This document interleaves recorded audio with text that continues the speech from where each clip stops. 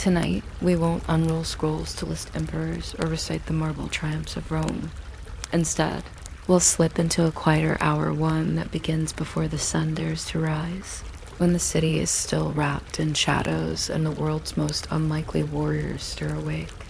Here, the first sound of the day is not cheering crowds or clashing steel, but the low thud of a wooden bar lifting, the rhythm of a door pushed open. This is the Rome behind the arena, the Rome of corridors damp with straw, of sandals laced in silence, of men who measure mornings not by hours, but by the weight of training yet to come.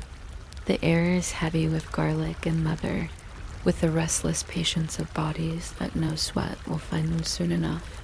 Out here, discipline is a religion, oil is a ritual, and even knots in a sandal strap matter more than anyone watching. So lower the lights, let the hush of this yard settle around you, and if your breathing begins to follow the slow count of footsteps in the sand, that's just the night aligning you with their pace. If quiet histories like this carry you through the hours, you might consider subscribing.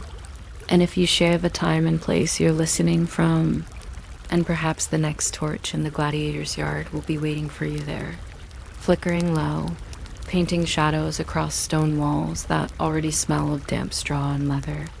The night has barely loosened its grip, yet routine is awake before the sun, moving through corridors with the patience of habit. Before sunrise, when the sky is the color of watered wine and most Romans are still wrapped in their cloaks, a trainer walks the corridor and taps each cell door with a staff. It is not a dramatic trumpet blast. It is the bureaucratic percussion of routine. Rise, oil your joints, tie your sandals neatly because there is a right way to lace them that makes the knots lie flat and not. Rub your ankle bones, and if you do it wrong, someone with a gravelly voice will correct you with instructional patience. The men stand, one by one, in a line along the yard. The air smells like damp straw, old leather, and the ghost of garlic from last night's stew. A bleary cat moves between legs as if commuting. The Winista, the school owner, counts heads without haste. He always reaches the same number, and still he counts again, because counting twice is the only luxury he allows himself. Everyone rubs a little oil on the arms with a strigil nearby to scrape, not for shine, but because bronze armor sticks to dry skin. Sweat arrives later in its own time, like an invited guest who knows you won't start without them. The first exercise is not heroic. It is a shuffling warm-up loop around the yard, past the rack of practice shields that smell like tannin and memories. A boy with a bucket sprinkles water to keep dust down, but he always misses one stripe and makes a pale road nobody wants to step in. The older fighters shuffle with that familiar, practical resignation of men who know their hamstrings by name. One touches the scar on his knee and nods to it like an old colleague. In the corner stands the Palus, a wooden post planted in the ground. The Palus is not a clever machine. It is simply there. Every day it is looked at, addressed, and struck, and in return it offers the ancient and patient answer of hardwood. 600 strokes per arm for a murmelo, longer reach for a retiarius, tighter for a threx. There is a rhythm to the thuds, and if you listen long enough it becomes metronomic, like hearing your heartbeat through a pillow. Micro hook, if you like.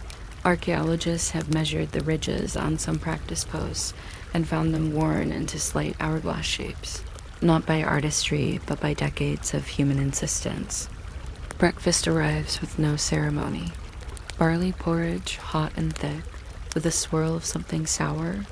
The men call themselves Horderi barley eaters, which is not exciting as nicknames go, but it is accurate and therefore oddly affectionate. The porridge has the texture of wet plaster and the color of tan rope.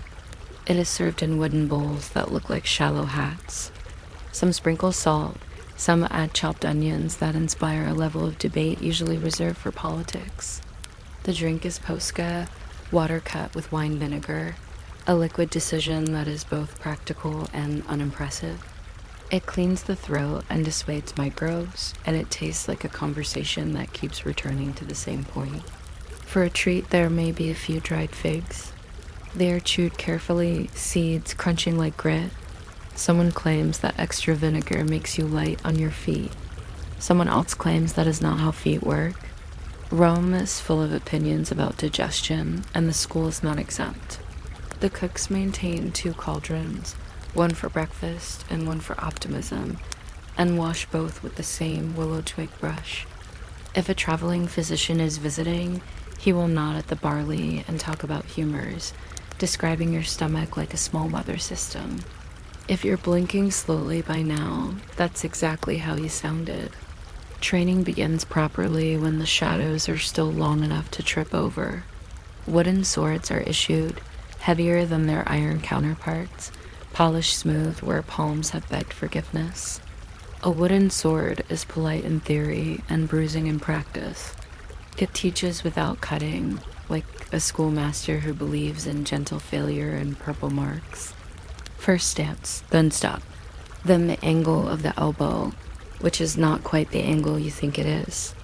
Everything is done 10 times, then done 20 times, and then done until counting dissolves. The trainers demonstrate with patient cruelty. Hold the shield like it owes you money, one says, not loudly. Strike the post at the height of a man who is exactly your height. There is a companion drill with the shield alone, sliding and bumping against the palus, so your left shoulder learns to whisper with oak, the 2 of them conspiring to close doors that haven't opened yet.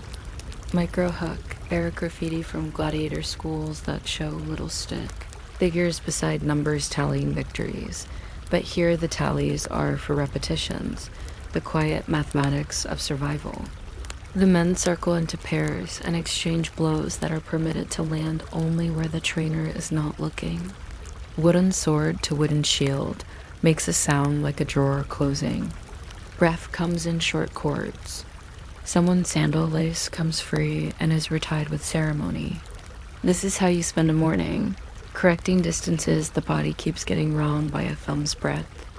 By the 3rd hour, even the cat is bored and has migrated to the warm spot on a helmet left in the sun. The doctor strolls by and notes bruises with a stylus on a wax tablet and a counting ledger with ribs in it. He advises cabbage for swelling and optimism for the rest. The water boy returns, spilling more than he pours. The Lanista frowns but says nothing, because there is nothing useful to say about spilled water. If the wooden swords are the patient teachers, the trainers are the impatient ones. Doctors they are called, each specializing in a style that has its own grammar, the net and trident sentences of the Retiarius, the shield-heavy paragraphs of the Mermillo, the quick clipped consonants of the Threx. They carry staffs and correction like weather. One is missing an ear, given to a boar years ago. Another limps as if punctuation has moved into his knee. Their voices are not cruel, only inevitable. They repeat the same instructions with archaeological consistency, as if each phrase were a brick in a temple to muscle memory. Lead with the shield. Your feet are arguing with each other, again. If a man's focus wanders, a staff taps his shin with the same sound a carpenter makes when checking a beam. Nothing here is accidental. Even the scolding is standardized. Every so often, the doctors demonstrate a technique at full speed, which looks like a door closing before you knew there was a doorway. The men watch and exhale together, a flock-like sound. Then the pace returns to the slow grind, and the trainers walk the line like shepherds of small, stubborn storms. There is a rumor that one of them once trained in Capua under a famous Lanista, whose name people mispronounce the same way every time. Tales of fame drift through the yard like dandelion fluff and cause no allergies. The only thing that sneaks under the skin is repetition, not fear, not glory. Just the arithmetic of steps and the geometry of angles. You could do this in your sleep, and some do, in dreams that involve interminable payless posts, still there, still wooden, still asking politely for another 1,000 strokes. By midday, the heat arrives like a bureaucrat with forms. The men file back to their cells for a short rest, though rest is a dramatic word for lying on straw and telling your spine that a compromise may be possible. The cells are small, an economy of space and privacy. 2 men to a room, sometimes 3, like spoons nested in a drawer. There is a niche for personal items, a charm against the evil eye, a small wooden comb, a token from someone's sister who bakes better bread than the city does. The walls are scratched with small drawings. A fish that is either a fish or optimism. A tally of days that runs out of courage around 37. Someone has scrawled a little poem about the Payless that does not scan very well. It never has. In these rooms, brotherhood is practical. One man owns a needle and thread, and therefore is king of small mercies. Another knows how to braid a leather thong so it does not snap under sweat and time. Someone shares a fig on a good day, and on a bad day shares a joke about figs. But rivalry lives next door to brotherhood and borrows salt without asking. There's always a man who wins more practice bouts. Always a man the crowd will like more when the day comes. And always a man whose left shoulder is telling the story of tomorrow's injury today. You learn to sleep with friendship and suspicion side by side on the same narrow mattress, both snoring softly. In modern terms, it is like sharing a social media account with your competitor, except the password is eye contact. Afternoon brings partner drills where the line between ally and opponent becomes technically irrelevant. You are each the other's teacher and test. The doctors rotate pairs with a sense of horticulture. This one grows best next to that one, they think. Do not plant 2 thorns together. In the yard, someone attempts a flourish and is told with the gentle finality of a gate closing. That flourishes are for men who want to be remembered in mosaics, not men who want to be remembered by their joints. Microhuck. There exists at least one ancient tombstone for a gladiator with a strange little carving of a right hand raised palm out. Perhaps a signature, perhaps a reminder that he was, after all, a person with a preferred side. There are rules even for rivalry. You do not strike the temple. You do not stomp the hand. If an accident happens, the man who caused it brings water, and the man who received it says thank you. And the doctors pretend not to notice the choreography of decency. In the corner, the armorers mend a strap slowly, because leather mends slowly. They talk about nothing in particular: weather, olives, whether the new batch of vinegar is too bold, and this background conversation holds the day together, the way a hem holds a tunic. The cat has relocated to the windowsill and looks pleased with its career choices. Near evening, there is the day's entertainment, which in the ludus means mock battles that are not entirely mock. The men are divided and given blunted iron along with the wooden practice shields. A chalk line is drawn. The goal is to advance without becoming creative. A few spectators stand along the wall messengers, a moneylender, a boy who delivers oil, and the presence of eyes changes the air just enough to make bad decisions feel less bad. The bout begins with the tidy grumble of shields meeting. It proceeds with exchanges that resemble conversations between people who agree on the topic, but not on the tone. Someone overreaches and is punished with a blow that raises a bruise like a sunrise. Someone slips. The doctors stop the fight, adjust a strap, and start it again. You can end a career in these mock afternoons, not with glory, but with a twisted knee that will one day predict rain for the rest of your life. The doctor waits nearby with a roll of bandage and the calm of a man who has seen the exact same bruise on precisely that muscle. At this hour, under the sky, every week for years. He prescribes rest, which is a famous joke. He recommends boiled cabbage again, and someone makes the face a man makes when told that cabbage is an answer to many questions. There is a bucket of water with a sprig of rosemary floating in it, because someone's grandmother insisted it helps. Perhaps it does. People begin to speak of dinner, which will again be barley, possibly beans, and on special days, a piece of cheese that tastes like the countryside when the countryside was too busy to season itself. When the yard quiets, the Lanista sometimes walks the perimeter, hands behind his back, measuring potential with the sort of eyesight that money grows. He looks at one man and sees an undercard, at another and sees a main event, at another and sees a bill for the physician and a conversation with an owner about refunds. Freedom is a word here, but this is not a frequent visitor. When a gladiator wins his manumission, he receives a wooden sword, the Rudies, as a symbol. It is the most famous piece of wood in a wood-filled life. Most will never hold it. Many hold its training cousin every day and consider this a kind of ironic foreshadowing. They practice being free by hitting a post. As twilight leaks into the yard, someone asks about the next festival games. Information arrives by rumor, which is unreliable and therefore comforting. There may be a Retiarius from Syracuse who is very fast. There may be a new sponsor who is very generous. There may be a rule change about nets. All of this is possible. None of it alters the schedule, which is already written in the muscles of men who will sleep and rise and strike the Palus again. A boy sweeps the yard with a bundle of twigs that files the day smooth. The cat chooses a helmet for the evening. In the cells, the night is an exhale. A little lamp burns, its wick pinched so the flame will last.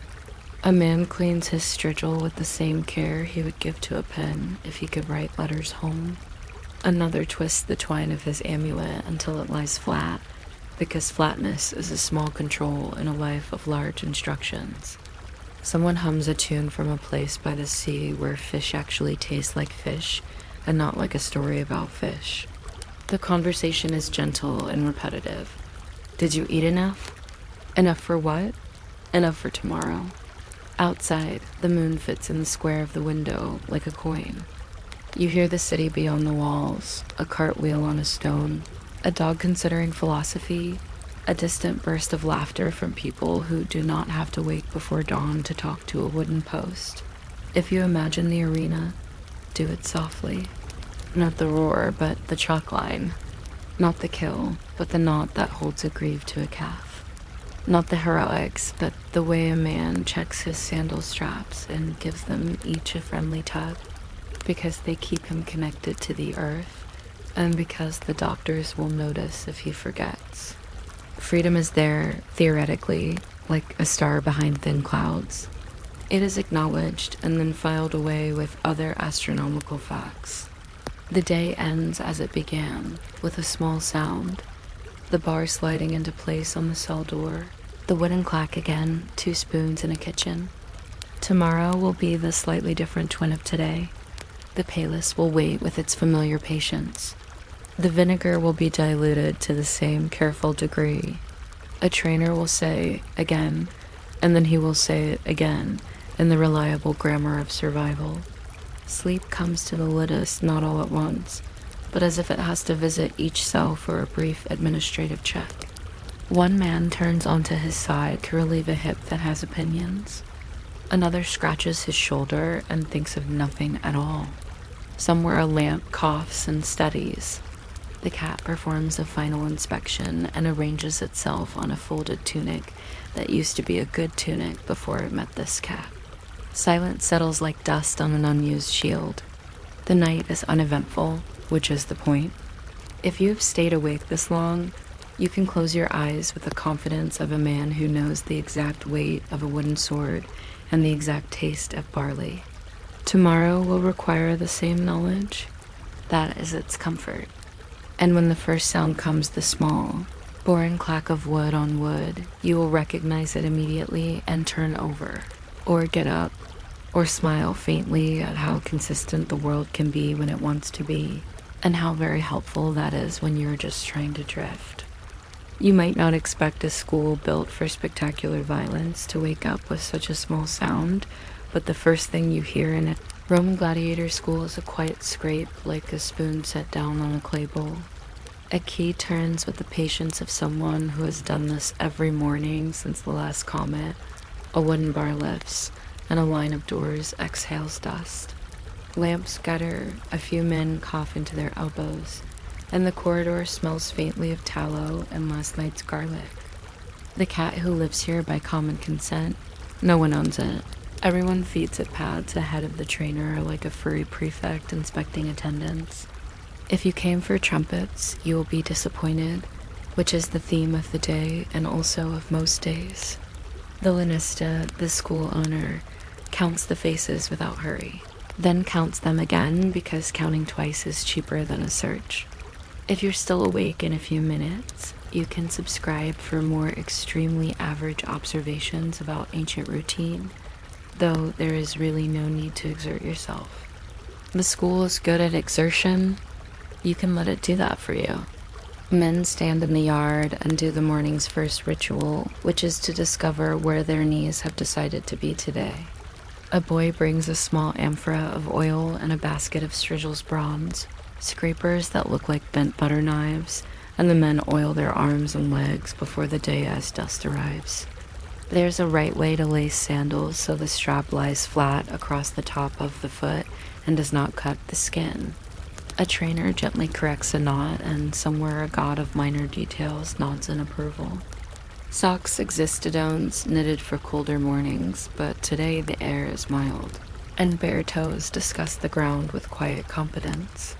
The wake-up drill is a shuffling loop around the yard that reminds the body where it keeps the hips. The men pass the palest posts, dark wooden trunks planted like patient trees, and the rack of shields that carries the smell of tannin and effort. Breaths come in invisible braids, almost in step, like a polite line of geese.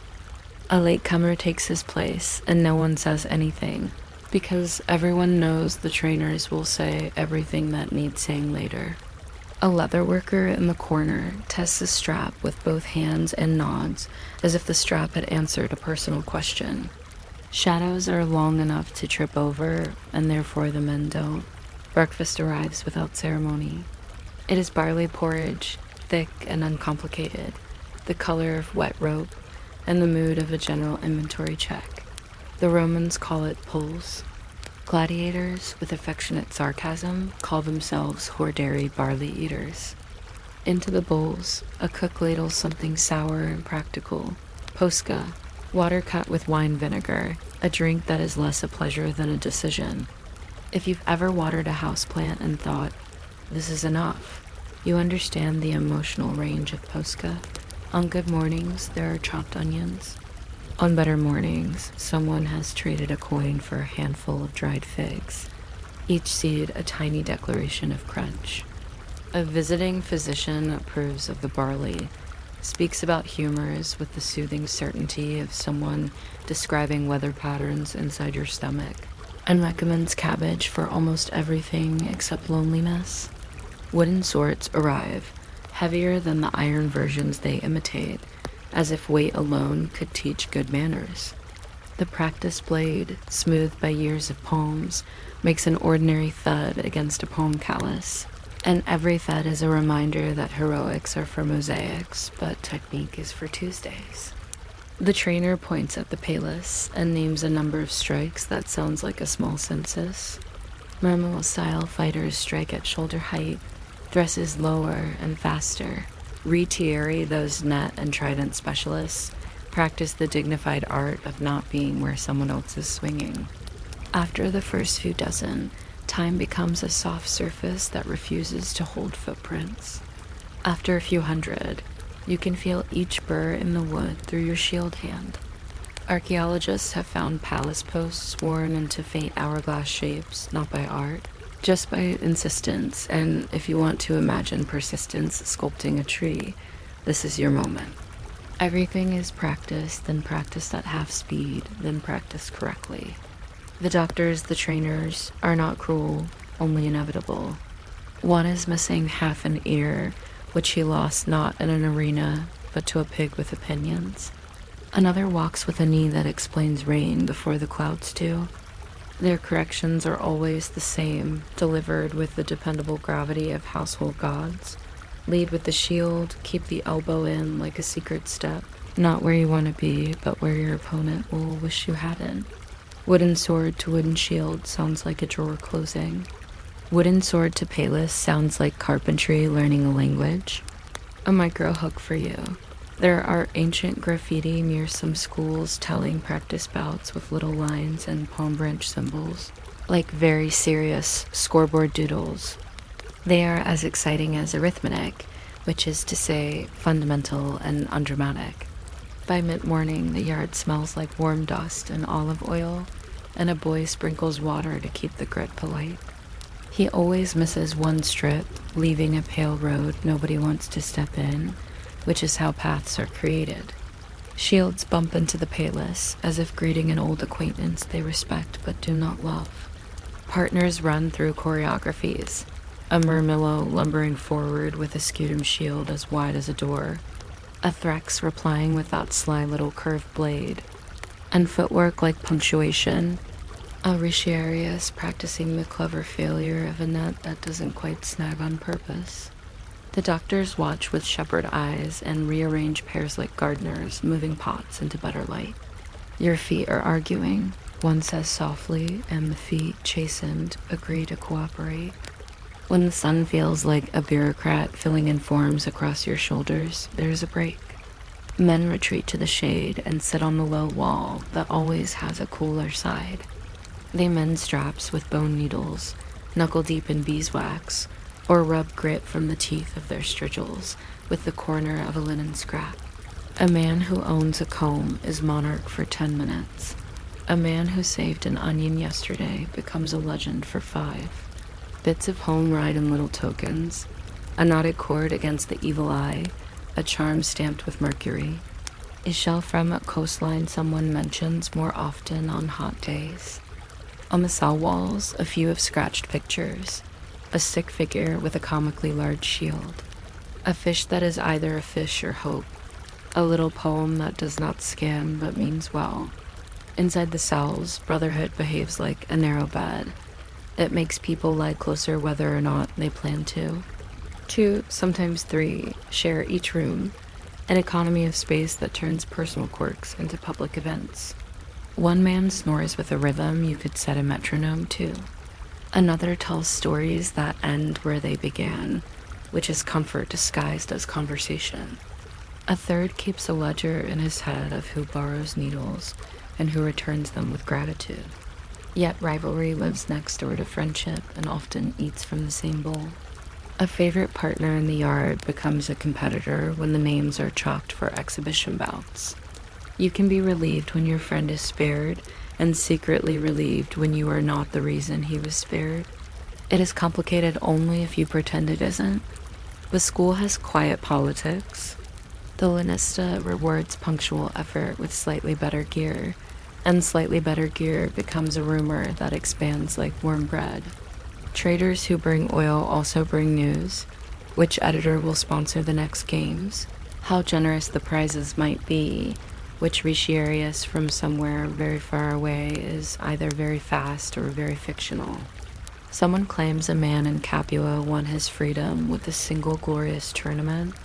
Someone else has a cousin who saw it happen. A third person has a cousin who always sees everything happen from an angle that flatters him. Meanwhile, sandals are repaired, shoulders are rubbed with salt and oil, and the cat finds a helmet and a patch of sunlight and becomes art. Afternoon drills lean toward realism. Blunted iron replaces wood for a while, and bruises begin speaking in a vocabulary of purple. The yard is chalked with a circle and a line, and each pair is told the task is not to invent beauty but to arrive at competence. Someone loses his temper and is reminded that temper is expensive equipment the school does not loan out. A nose bleeds politely. A shield strap breaks and is replaced with the steady efficiency of people who have replaced many straps. Spectators drift in, a moneylender, a messenger, a child sent to fetch a ledger who stays to fetch a story. Their eyes, though few, change the air, because eyes always do. Mock battles, when the doctors declare them, are rehearsal and mockery at once. You step over the chalk and time changes shape, becoming a narrow hallway where every door is a decision. We talk about the crowd as though it were one animal, but even 6 people are a crowd if 2 of them sigh at the same time. The bout begins with shields murmuring against each other, then a lunge, then the slap of a blade at a shin that needs reminding. Someone slips, someone capitalizes. Someone stumbles into a victory and receives praise as if he had intended it all along. A trainer stops the bout to adjust the helmet and start the conversation again from the previous sentence. In theory, no one is trying to maim anyone, and practice bodies are persuasive. The price is counted in familiar coin. Twisted knees that predict weather, rib bruises that map the shape of a shield rim, fingers that refuse to be straight until the 3rd day. The medicus, who knows this catalog like a book he could quote, wraps bandages without fuss, and prescribes honey for cuts, cabbage leaves for swelling, and patience for what cannot be hurried. This is medicine with a kitchen's accent. He carries a wax tablet where he notes things that matter to him. Open skin, deep aches, the sort of headache that means a man will need quiet tomorrow. He does not write courage because it is not a diagnosis. He does not write luck because it is not a cure. Dinner is another appointment with barley, sometimes decorated with beans, sometimes with a piece of cheese that tastes like a conversation about grass. The postgo returns, still confident that it is a good idea. Someone has a sprig of rosemary and dunks it in the water bucket because someone, as grandmother, said this is what one does for morale. The men eat and speak with the low amusement of people who know exactly what tomorrow will ask. A few save part of their ration in the thoughtful, mathematical way of those who measure hope in spoonfuls. In the corner, a man stares at his wooden practice sword, the same design as the ceremonial rudies that will one day, perhaps, free somebody, and smiles in the way that people smile at stars they intend to visit, but expect to admire from here. Freedom is a word that lives in the present tense only as a grammatical exercise. A victorious gladiator may win the crowd's favor and the editor's mercy missio granted. Thumb turned in a direction scholars still debate in footnotes with very tidy Latin, but mercy is a compliment, not a policy. Some men carry their hope like a coin under the tongue. Others store it in routines where it is safer. A few old fighters, retired with their wooden roods to prove it, return sometimes to offer advice that sounds a lot like yesterday's instructions, only kindly. They tell the young ones to keep their sandals tied, their shields high, and their expectations in good repair. It is not poetry. It is furniture. As night considers the yard, the lanista takes one last walk around the perimeter and totals the day. He thinks in ledgers and ligaments, in future purses and present aches. He knows the names of men and also the names of injuries, which he uses almost as often. A breeze lifts the dust like a curtain being checked for wrinkles. Somewhere in the city a tavern shouts. Somewhere in the school a lamp sputters and then behaves. The cat, who lives above all politics, treads across a pile of folded tunics and chooses the finest as a bed, as cats have always done and will continue to do despite reforms. In the cells, men lie down like tools put away in a careful chest. The straw crackles a little. A lamp with a stingy wick tints the room amber and flatters the rough edges. Someone hums a tune that came ashore on a grain ship years ago and never left. Someone else recites a prayer to a household god who is relocated into a chipped terracotta plaque on the wall and seems comfortable there. A third man checks his sandals yet again because this small control is something the evening allows. They talk about tomorrow's drills and pretend not to care where their names might fall on some future list.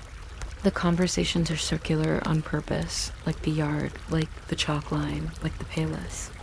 Just before sleep, it is possible to imagine the arena softly without noise as a geometry lesson, lines the editor draws with his eye arcs. Your feet will learn the square of a shield and the circle of a helmet rim catching a pale moon. You can picture the crowd as individual faces, each having decided what kind of story they want and each willing to be persuaded otherwise by competence. You can even imagine the wooden sword of freedom, the Rudies, not as a myth, but as a well-made object with weight and grain and a clean handle. It helps to imagine it like that, a thing that could sit against a wall and collect dust like any other stick. The day ends as it began, with a quiet bar sliding into a quiet hasp and the corridor's small draft agreeing to stop. The trainer's footsteps retreat like punctuation at the end of a sentence. The cat, having settled international matters of softness, purrs from inside a helmet. Somewhere a man laughs once, possibly at a memory of a cabbage leaf pretending to be medicine, and then the laugh folds itself away. If you have made it this far without sleep, you can allow it to catch you now, the way a shield catches a blow according to the manual. Tomorrow, the key will scrape again. The palis will be exactly where you left it. The vinegar will have the same opinion. Consistency is the school's most generous teacher. You can trust it to repeat itself until you drift. You might not expect the day to begin with the sound of a tiny wooden clapper, but in a Roman gladiator school, the most persuasive alarm is smaller than a sparrow. A doorkeeper taps the clapper twice, as if apologizing to the darkness, and somewhere down the corridor a torch lifts its little orange eyebrow. The cells open like careful mouths. Sandaled feet find the floor with the resigned accuracy of people who have met this floor before. A clay jug travels the hallway in practiced hands, water sloshing with the slow rhythm of an old song, and men rinse their faces over a shallow basin that remembers every morning. Oil follows water because oil makes the dust polite later. A boy passes with a brown strigil in a basket of coarse linen. He does not hurry. Nothing about this school hurries until it must. Out in the yard, the sky is a pale scratch that will become a line, and you can smell yesterday's charcoal feeling useful again. If you're still awake by the time we reach the vinegar water, you can subscribe for more quiet facts. But please don't feel compelled. The Lanista will keep track of attendance whether you do or don't. First formation is a line that behaves more like a comma, slightly curved and interested in what comes next. The doctors, the trainers, walk the row and count shoulders the way a shepherd counts wool. One has a whistle made of bone, and another carries a cane that has never struck anything except posture. They nod to the little household altar tucked near the gate, a flat stone, a chipped lamp, 2 dried laurel leaves that refuse to be dramatic. The morning begins with feet, because Romans suspect most problems are foot problems if you think about them long enough. Men circle the yard, then cross it in diagonals, then step over chalk lines that are not quite straight but are confident. You learn to plant the ball of the foot before the heel, to keep the knee like a secret held close, to let the pelvis be an ordinary hinge instead of a volunteer philosopher. A Retiarius practices long steps with a rope at his waist, arms lifting as if offering the air to an unseen fish. A Secutor tests his helmet slit by walking toward the rising sun and not complaining. The cat.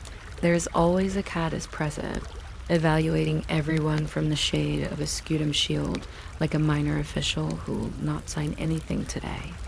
Breakfast is pulls, barley boiled until it admits defeat.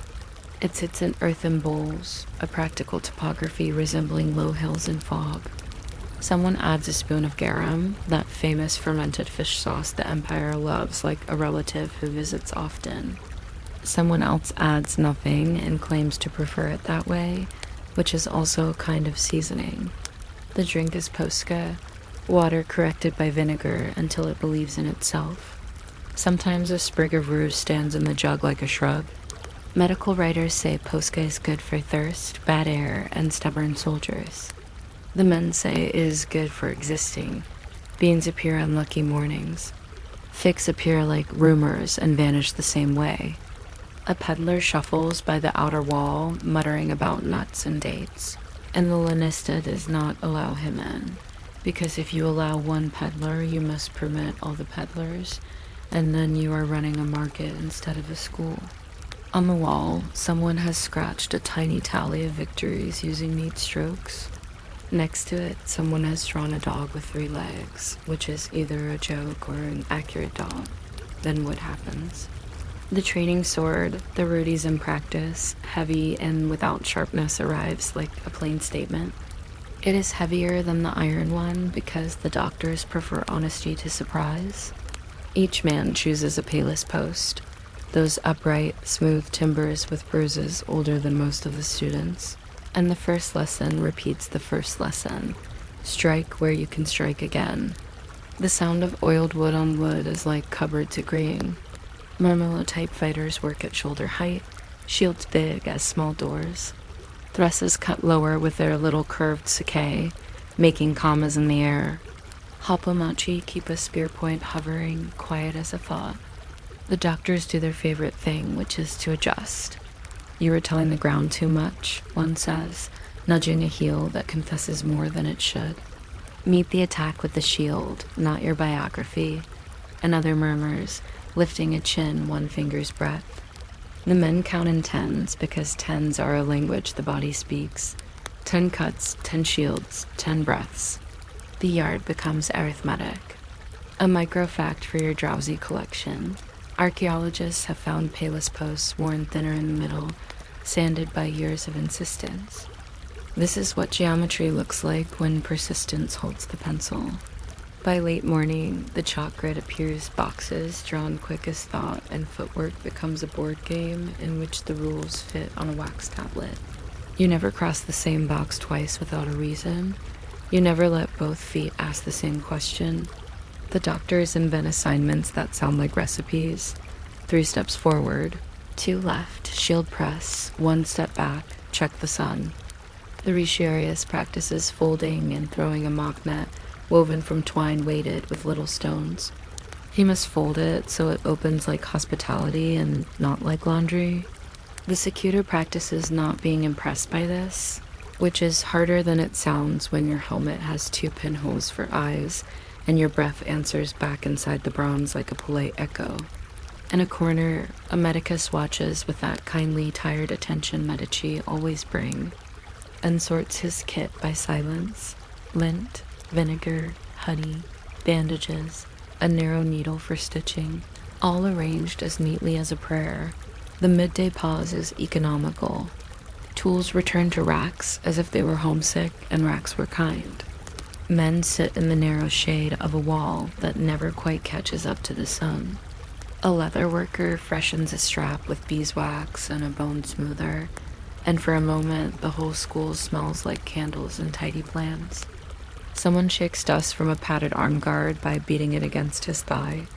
The dust leaves, then thinks better of it and comes back. A novice asks a veteran how to shorten a shield strap for better leverage. The veteran shows him a knot that looks like a tiny pretzel and works like a small miracle. This is the curriculum you cannot write down. If the lanista is in a generous mood, he lets someone read from a fragment of an old comedy in a cracking voice until laughter embarrasses the throat and settles down again. If you are measuring time, this is the hour that moves like molasses, and if you are measuring patience, this is the hour that makes arithmetic look athletic. Afternoon is for repetition with opinions. Blunted iron replaces wood. Partners appear. The air has the flavor of metal and attention. A murmillo and a threx circle a drawn line the way 2 notes circle a chord. Shield kisses sword, sword taps shin. A trainer interrupts and rewinds them 3 movements, advocating for a different verb. Cones metamark distances that look trivial until you are required to pass them without letting your eyes travel. The doctors offer the same 3 sentences in 20 flavors. Lower, sooner, quieter. When small mistakes add up to a risk, a whistle peeps twice and every pair freezes as if someone has remembered the stove is still on. Micro hook for your mental pocket. The Romans used sand sprinkled on the yard to record foot patterns after drills. The doctors read them like tea leaves, except tea leaves cause fewer lectures. Evening draws the line between practice and the idea of performance. Not a show, exactly, but a dress rehearsal that knows a crowd exists somewhere beyond the wall and would like to approve of something. Spectators drift in the candlemaker's boy, a messenger with an early finish, a money changer yawning into his sleeve, and the air rearranges itself because eyes are furniture you have to walk around. The doctor's stage pairings that keep the peace. Light hits bronze helmet bowls and ricochets into little puddles of gold on the dust. Blunted blades ring with a tidy music. A shield rim catches the light like a moon dozing in a basin. Someone slips and laughs. Someone lands a clean body check with a satisfied grunt. Someone's strap breaks and 6 hands fix it without commentary. The way neighbors move a fence post together and then forget to mention it later. If violence had an administrative branch, this would be its lobby. Inside the cells, the version of family that fits into brick and straw begins its unambitious theater.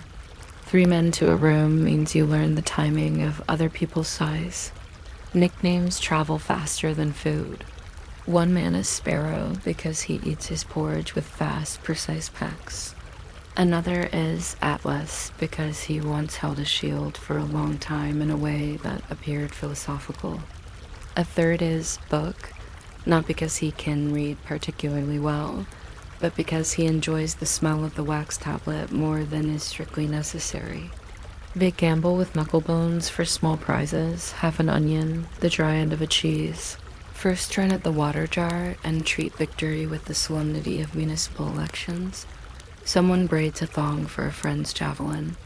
Someone sharpens a sewing awl that is honestly more valuable here than any blade. Friendship grows like ivy, not dramatic by the minute, but very hard to remove by the year. Rivalry, a close cousin who borrows everything and returns nothing on time, lives here too. The chalkboard lists who sparred well today, who will get better gear for tomorrow, who earned a nod from a doctor of the school for neat footwork. A nod is worth almost as much as a coin. Both are worth exactly as much as the Lanista says today. A story circulates about a man at another school who won his freedom with a single tournament and, by the 5th, telling he has also married a sender's widow, opened a fish sauce factory and invented a new way to tie sandals. The men enjoy this because Hope likes costumes. Meanwhile, the actual economy continues. Borrow a comb, return it with thanks. Borrow a needle, return it with a little ball of wax. Borrow patience, return it when you can. The school performs religion in the small, portable ways soldiers, sailors, and people with shared sleeping arrangements prefer.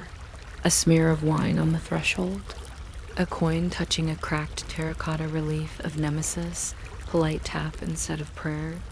A string not worn under a tunic against the evil eye.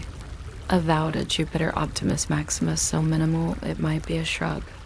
On festival days, the men get wreaths of something green that refuses to wilt until you need it to. The medicus keeps a private superstition involving a sprig of mint on the left side of the doorframe. Everyone pretends not to notice. In the corner of one cell, an old wooden practice sword stands upright in a shoelace knot, elevated to a little pedestal of other men's belief, the image of the rudies that might someday be given for freedom. It is a rehearsal for gratitude that may or may not be required. When monk battles arrive at the end of the week, they are filed under practice, but the filing cabinet knows that labels are suggestions. The circle of dust is swept clear. A handful of townspeople set down baskets to watch. The doctors become calmer, which is how you know they're serious. A Retiarius and a Secutor run their famous argument, nut and trident. Smooth helmet and forward weight, long reach and short answer. You see the net fly, open like an umbrella, and miss because it was supposed to. You see the Secutor advance with steps that mean business very quietly. They touch, tap, withdraw, and begin again, the way a potter touches the clay several hundred times before anyone would call the thing a bowl. When blood kisses the surface of the skin, the medicus is already coming, with honey and lint, as polite as you can be while asking a wound to reconsider. The price of entertainment looks modest from a distance and very specific up close. A sprained wrist smells like vinegar and ambition. A bruised rib declares itself every time the owner laughs. A cut across the scalp makes the entire world a red accusation for 6 seconds and then becomes a bandage and a story. Mimeticus is tender with cynical fingers. He uses spiderweb, which behaves like soft thread and has bravado. He uses honey, which has the manners of a god.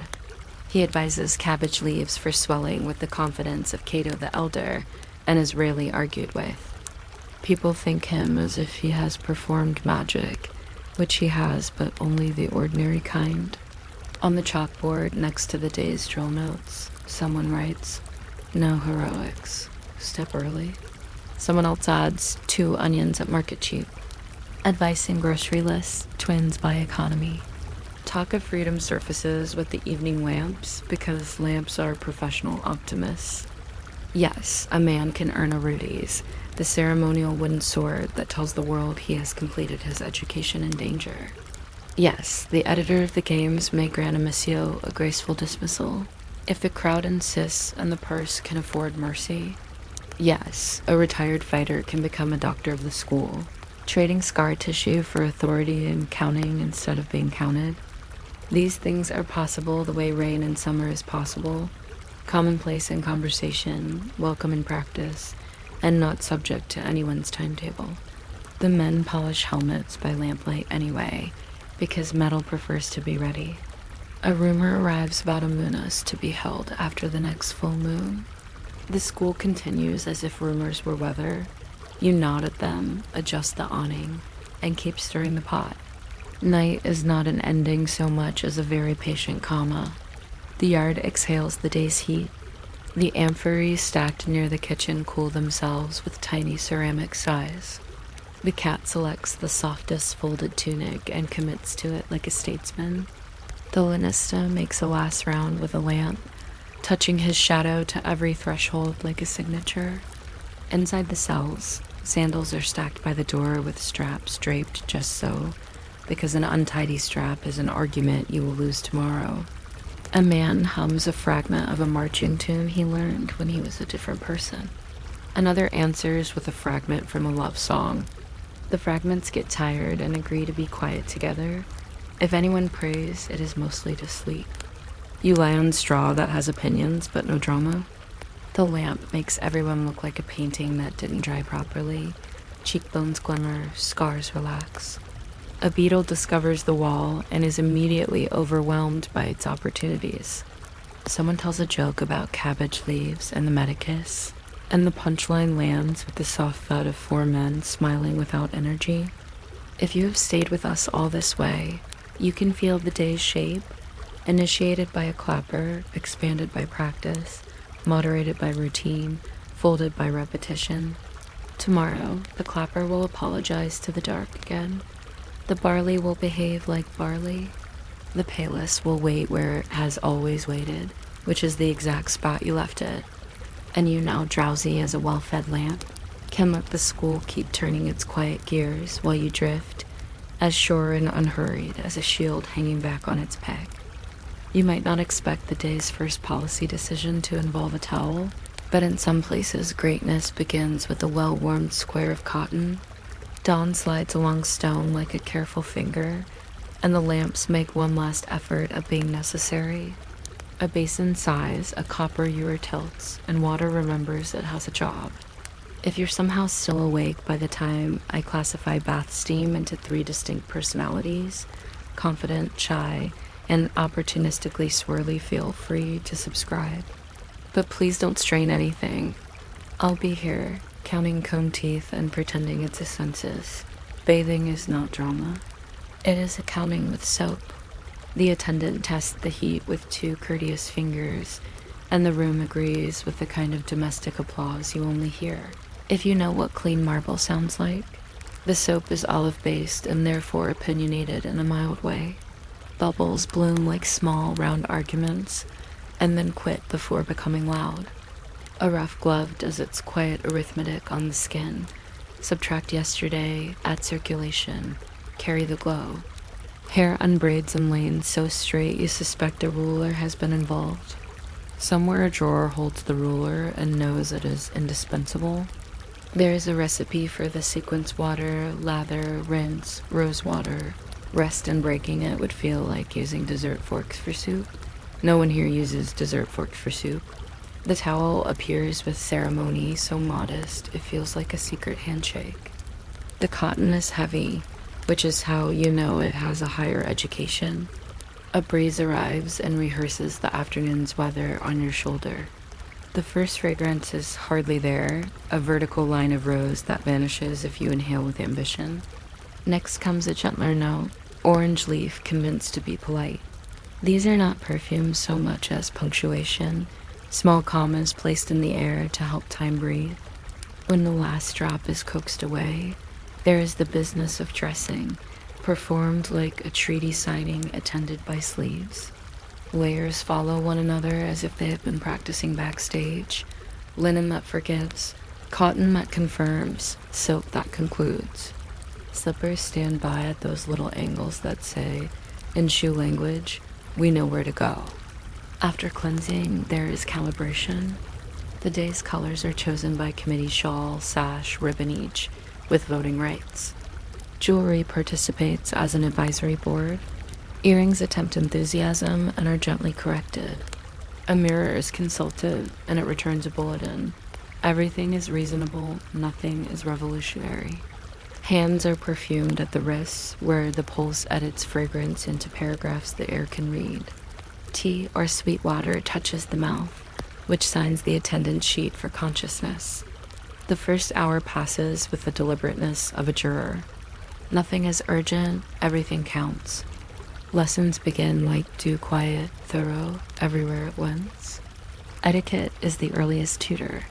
It speaks in measurements no carpenter would accept. A breath of distance between hand and cup.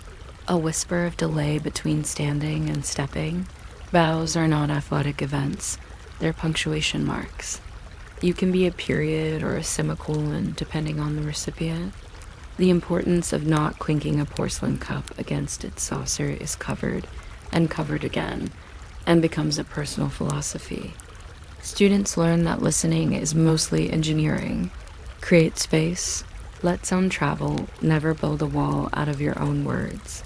Calligraphy assigns humility for homework. A reed pen takes a deep sip of ink and writes in a script that seems to prefer clouds to letters. The teacher taps the page where a dot sits too confidently. The dot is demoted to a humbler dot. Poetry is introduced the way you introduce bread constant, practical, essential. A couplet is read aloud and then read again in a voice 2 degrees softer, because truth improves when you lower the volume. Sometimes the lesson is posture. A spine learns the agreeable geometry of being both flexible and precise, like a door hinge that knows its destiny. Music waits patiently until the room is ready. The oud rests on the lap like something that used to be a tree and then studied diplomacy. Fingers remember patterns as if they were streets. The ney flute explains disappointment in a single forgiving note. Rhythm is counted in ways that resemble breathing. Short, short, long, and I suppose we should try that again. Dancers practice wrists that move in circles small enough to fit inside teacups. Ankles carry their own cursive. Everything is modestly dazzling. A lantern behind a screen. You can see the glow, and that is enough. Service arrives not with trumpets, but with trays. The valid sultan, the mother who sits at the quiet apex of authority, organizes a day the way a bookkeeper organizes a year. Correspondence travels to her table tied with strings that understand their responsibility. She reads at a precise pace, somewhere between strolling and surveying. A name is underlined gently. An amount of grain is increased by the margin's width. The ribbon is retied in a color that communicates more than most paragraphs. Language here includes textiles. A silk with a sober sheen suggests patience. A velvet with too much opinion suggests reconsideration. The valid has a choreography of nods. One that reads as yes, one that reads as later, one that is no, disguised as let us see. The room is fluent in her verbs, serving her as a curriculum, not a task. The tray should arrive as if it were a thought she had and you were just confirming it. Shadows must not argue with the light. Cups of sherbet are rotated a quarter turn so their garnishes face destiny. Advice, when asked for, must possess the tidy confidence of a well-stacked shelf. Many people are persuasive, very few are neat. She prefers the neat. Elsewhere in the palace, attention circulates like coins with portraits on them. The Sultan's time is finite and valuable in a way that invites arithmetic. Everyone practices gentle mathematics. A book left open to a tasteful verse at a strategically sunny angle. A small bowl of Schubert almonds placed where a hand could meet it naturally, as if the almonds had arrived by their own good sense. Compliments spoken at a temperature slightly cooler than flattery. You might imagine jealousy hisses along the corridors. In fact, it folds napkins. The dullest trick wins most often. Be reliably interesting at precisely no one's expense. Some practitioners of this art are as skilled as clocks. They understand that the Sultan's patience improves in the late afternoon, and that chess is better with a walnut board than a maple board, because walnut suggests gravity and maple suggests breakfast. They keep a list of dignified topics and another list of topics to be avoided, unless a thunderstorm requests them. The lists are memorized, then politely forgotten, and recalled only at the rate of 2 items per conversation. Nothing here can be admired loudly. Even admiration has slippers on. Free hours arrive like small birds and must be approached the same way, slowly, with respect for feathers. Games set themselves out on carpets that know more stories than the players do. Backgammon pieces tap in an unfussy cadence, click, slide, click, an unthreatening prophecy. Mothers of pearl make every move look richer than it is. The dice are shaken with the delicacy of a secret that is almost ready to be public. A win is not announced. It is accepted as if it were rain. A loss is repaid by tea. The board is cleared with institutional courtesy and put away so future afternoons will have something to anticipate. Conversation glides along rails laid by long familiarity. News wears bedroom slippers. It begins with the weather and ends with a proverb about shoe solace. A cousin's child displayed an unusual affection for cucumbers. This leads naturally to the observation that cucumbers do not obey the calendar, a trait also found in certain statesmen. Someone recalls the winter of the stubborn apricots, who refused to ripen until the 3rd week of June. Laughter pours out, but is filtered through sleeves, so it doesn't splash. You learn nothing scandalous and everything important. Who is kind when no one is counting? Which steward wraps sweets with paper that makes no sound? What year the garden's fountain learned to behave? Evening education is ungraded and therefore enjoyed. Music returns with the grace of a well-timed breeze. The canon is tuned. Every string accepts its destiny. Voices arrive one at a time like polite guests and leave the same way. Listeners practice the advanced discipline of stillness, an art unfairly underfunded elsewhere. Dancing is not presenting fireworks. It is sending letters. Shoulders describe commas. Hips compose brackets. Ankles place 3 dots and leave the sentence unfinished. The audience, grateful for homework it can do by breathing, supplies the ending. Everyone is an accomplice in beauty. No one is exhausted by it. But in this quiet circulation, politics also takes its tea. Sometimes a woman rises as slowly and as definitely as a column being built. A sun appears, and with him a new pattern of footsteps.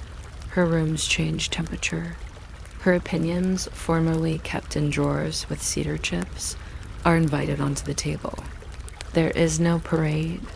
Parades are for people who are leaving. Advancement here sounds like the second key turning smoothly in a log, the kind of sound you might miss unless you enjoy noticing hinges. She learns to read a budget the way a gardener reads a shrub. What needs pruning? what needs patience, where the wind is sulking. The valet watches, not rivalrous but numerate, to see whether this new orbit can be trusted to balance the others.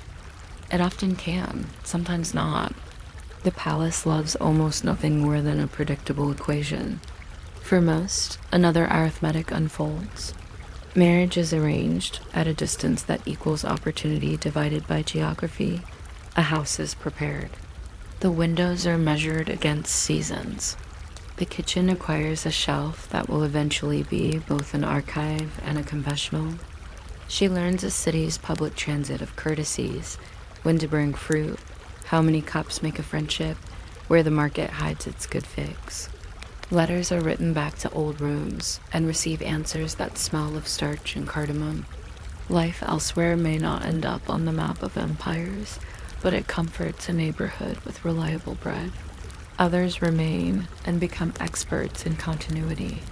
They teach the next wave how to count the seconds between knock and entrance, how to hold a book so a page never bends its feelings, how to lower the voice so truth volunteers to come closer. They are rich in invisible authority, the power to calm the panic of a new arrival with the loan of a hairpin that has seen worse. They know which clerk requests perfect margins and which clerk likes a little poetry in the numbers. Their reward is that difficult kind of respect that sounds like silence but lasts longer than applause. Exile exists, but it is not always dramatic. The palace does not have the energy for constant melodrama. Sometimes exile is simply a reassignment to a garden where Liliths insist on being consulted. A woman finds peace in making jam at a consistency that persuades even stern bread. Another studies embroidery so closely she can duplicate the sky's logic with a needle. When you look at the hem of her sleeve, you suspect she has spoken to constellations about their administrative difficulties, and that they have thanked her. To outsiders, such endings may appear small. To the participants, they are mercies with good lighting. The rarest ascent is to the office of Queen Mother itself. The steps are made of decisions so unexciting they become noble under pressure. She remembers the price of sesame 8 summers ago and what that implied for the mood of bakers. She cultivated the loyalty of a physician by learning the names of common fevers and using them correctly. She has 3 ways to say no: one that leaves hope a chair, one that asks hope to walk in the garden until it calms down, and one that sends hope home with a pastry and the comforting lie that the pastry had to be used today. You do not arrive there by winning arguments. You arrive by absent-mindedly solving 50 problems while making sure the tea doesn't oversteep. Night returns in its house slippers. Lamps dim at the pace of agreeable bedtime stories. A cat patrols and files a report that concludes, as usual, all is well, even the crickets. A stack of letters goes to sleep under a paperweight shaped like a quince. In the baths, the last echoes pack their bags. Attendants count hairpins as if each pin were a tiny law. Somewhere a steward whispers to a ledger, and the ledger, charmed, balances itself. If you're still awake as we compliment the hinge that refuses to squeak, you're doing admirably. The hinge thanks you in its way by not squeaking. Outside, the Bosphorus writes long cursive lines against the shore, and then erases them before anyone can copy them into policy.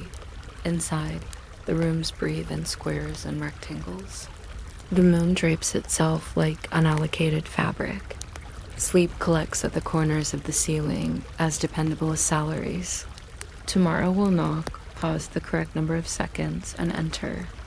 There will be water of a patient temperature and silk that knows its vocation. There will be sashes with opinions and trays with grammar. The valet will deal kindly with the memo that thinks itself urgent. A girl will learn to move her hand half an inch slower and discover power there. A song will stop one note earlier than expected and give the evening back to itself. And later, when the day has again folded into drawers, smelling faintly of cedar, the palace will feel like a library after closing unspectacular and holy. Footsteps will retire to their calendars. Perfume will dry down to archives. In darkness, authority will look like a sleeping cup, like a string that remembers the knot it will be asked to tie, like a towel hanging with the quiet assurance of a banner that has never needed a wind.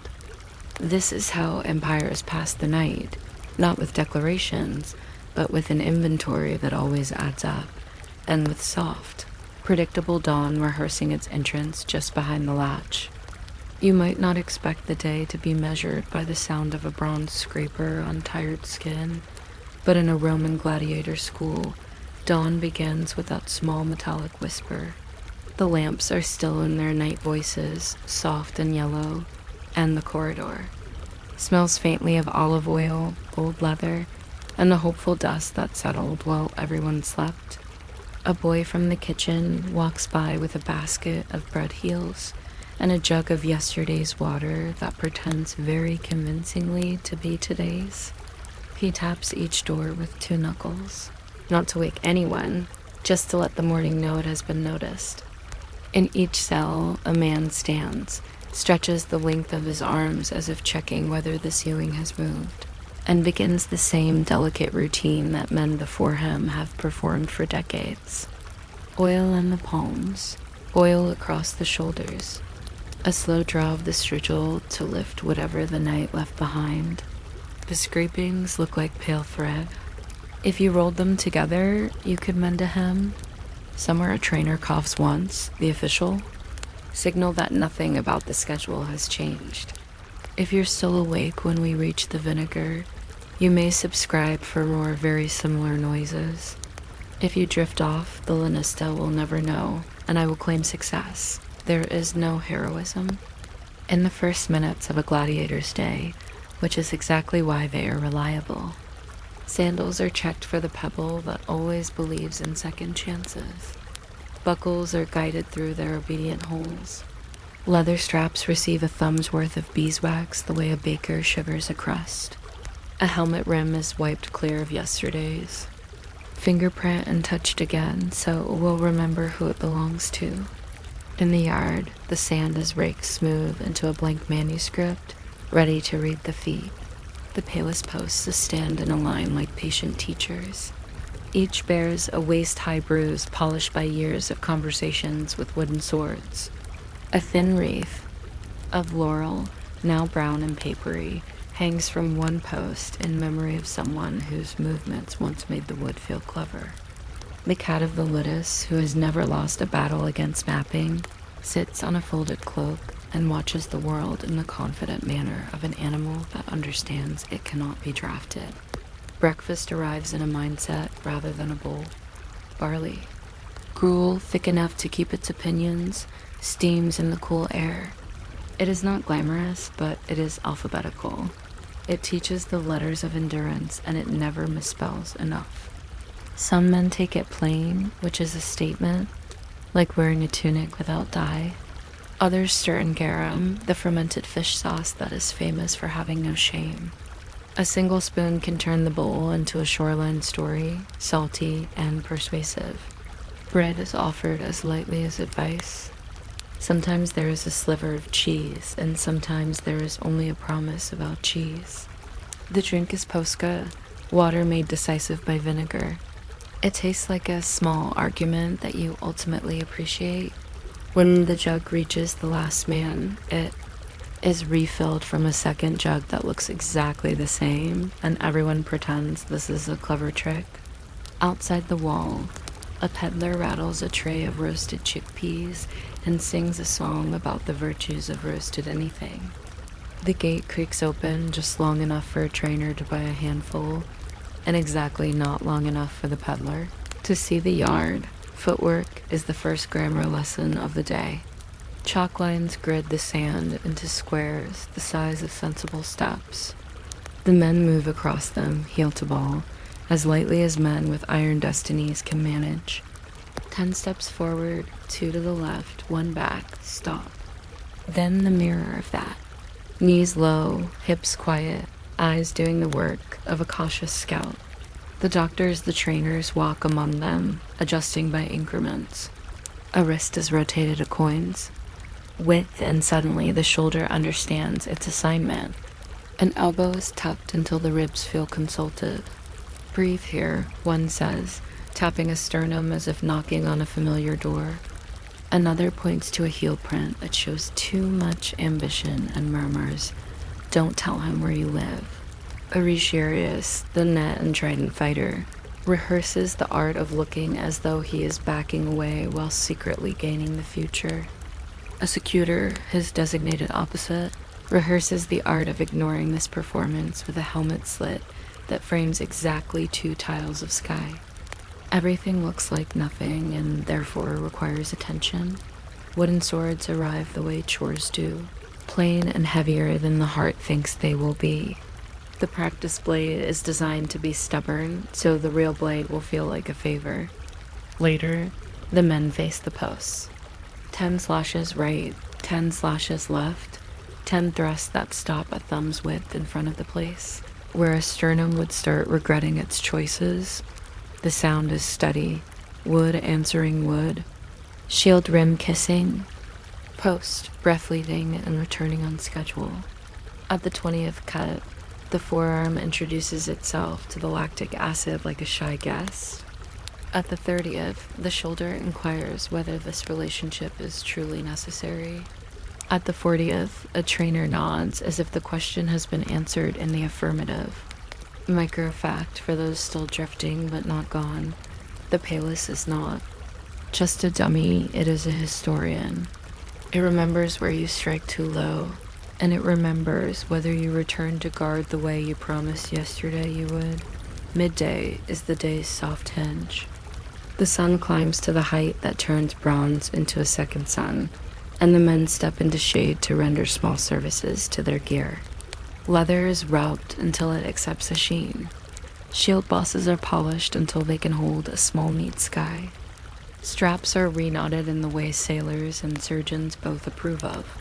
Lunch is yesterday's barley reimagined with a cautious splash of honey and a whisper of pepper. It is remarkably better than logic predicts.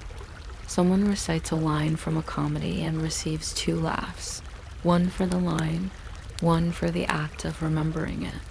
On the far bench, a new recruit asks a veteran how to stop a blister from choosing its own career. The veteran folds a corner of wool, places it under the strap, and gives a lecture on friction that would make an engineer jealous. The cat, informed by instinct or rumor, appears exactly when the cheese does, accepts an inspection fee, and leaves with the serene guiltlessness granted by fur. Afternoon training returns with iron in hand and on breath. Blunted metal swords replace wood, and the yard changes pitch. You can taste the smell the way a nail might taste weather. Partner drills begin. The doctors pair men by height, temperament, and the unknowable quality Romans simply called fortuna. The murmelo and the threx circle. Shields converse in short, decisive sentences. A blade wraps a rim like a teacher's stylus on a tablet. Again, says a trainer, which in this place is another word for always. A hoplomachus demonstrates. Hop to make a long spear behave kindly in small rooms. In a corner, the Risharius practices gathering his net with a seamstress's care, sewing new lead weights into the hem while calculating how the air will feel about it. Across from him, the secutor practices breathing in his helmet without fogging.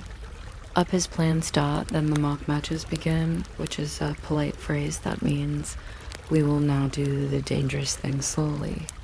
Townspeople drift to the outer wall, the way people drift toward bakeries at the hour bread becomes news. The doctors choose pairings as if hosting a careful dinner. The Risharius and secutor perform an argument the city never tires of. Length versus certainty. The net opens, curtsies to the afternoon, and lands near enough to be admired and far enough to be removed without pageantry. The trident taps the shield and makes a sound like cutlery on amphora. A murmelo bull rushes a threx, stops just short, and holds the thought in the space between them. A trainer barks, "Hold," and the world holds with him. The medicus watches from his little altar of tools lint, vinegar, honey, needles. strips of clean linen, and a small bone probe that looks delicate enough to be a musical instrument. He has the expression of a librarian watching children read. Injury, when it comes, arrives like weather. A nick opens on a knuckle and plays at being philosophical. A scalp cut paints the moment more than it deserves to be painted and is bound, with a band that turns the wearer into a modest fountain, then into a man with a ribbon. Honey is pressed into a wound. The wound stops arguing. Vinegar is dabbed where caution insists. For swelling, cabbage leaf is applied with the quiet dignity of an old household remedy that has outlived all ridicule. Nobody makes speeches. Comfort shows up as a strap tightened at the right time and a cup of puska held to a mouth that is counting backward from 10. A trainer says, walk, not because the man can, but because verbs are contagious. The cells of the ludus give a small, efficient version of home. Straw mattresses that remember positions, hooks for helmets, pegs for sandals, and a shelf for the 2 or 3 objects a man believes will be interesting to him tomorrow.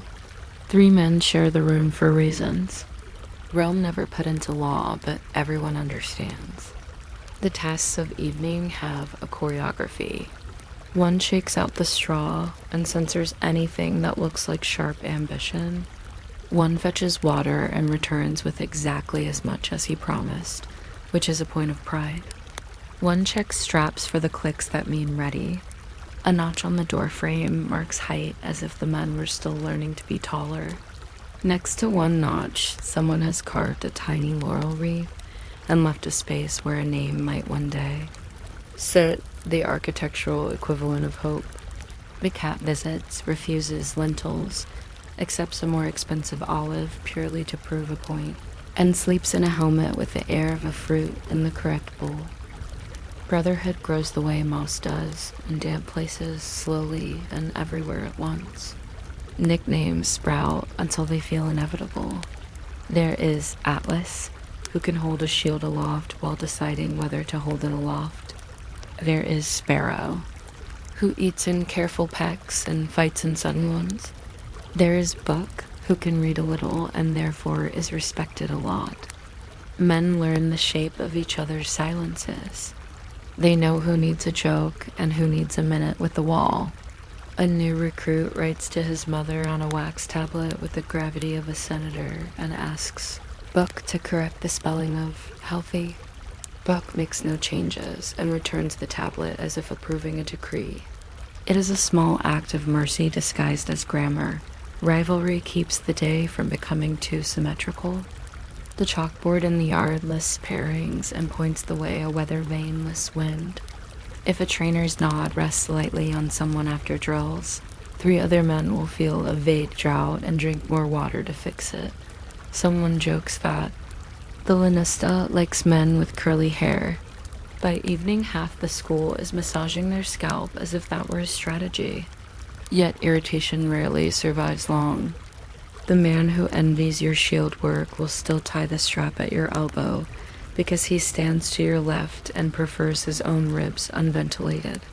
Gossip burns quickly and leaves useful ash.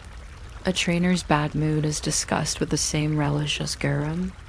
An hour later, when he drops his whistle, the nearest chatterer picks it up and hands it back with a bow, he pretends. He was practicing anyway. The school has its small domestic gods. In the corner of the yard, a lamp burns before a plain image of Nemesis. Men touch it with 2 fingers as if leaving a signature.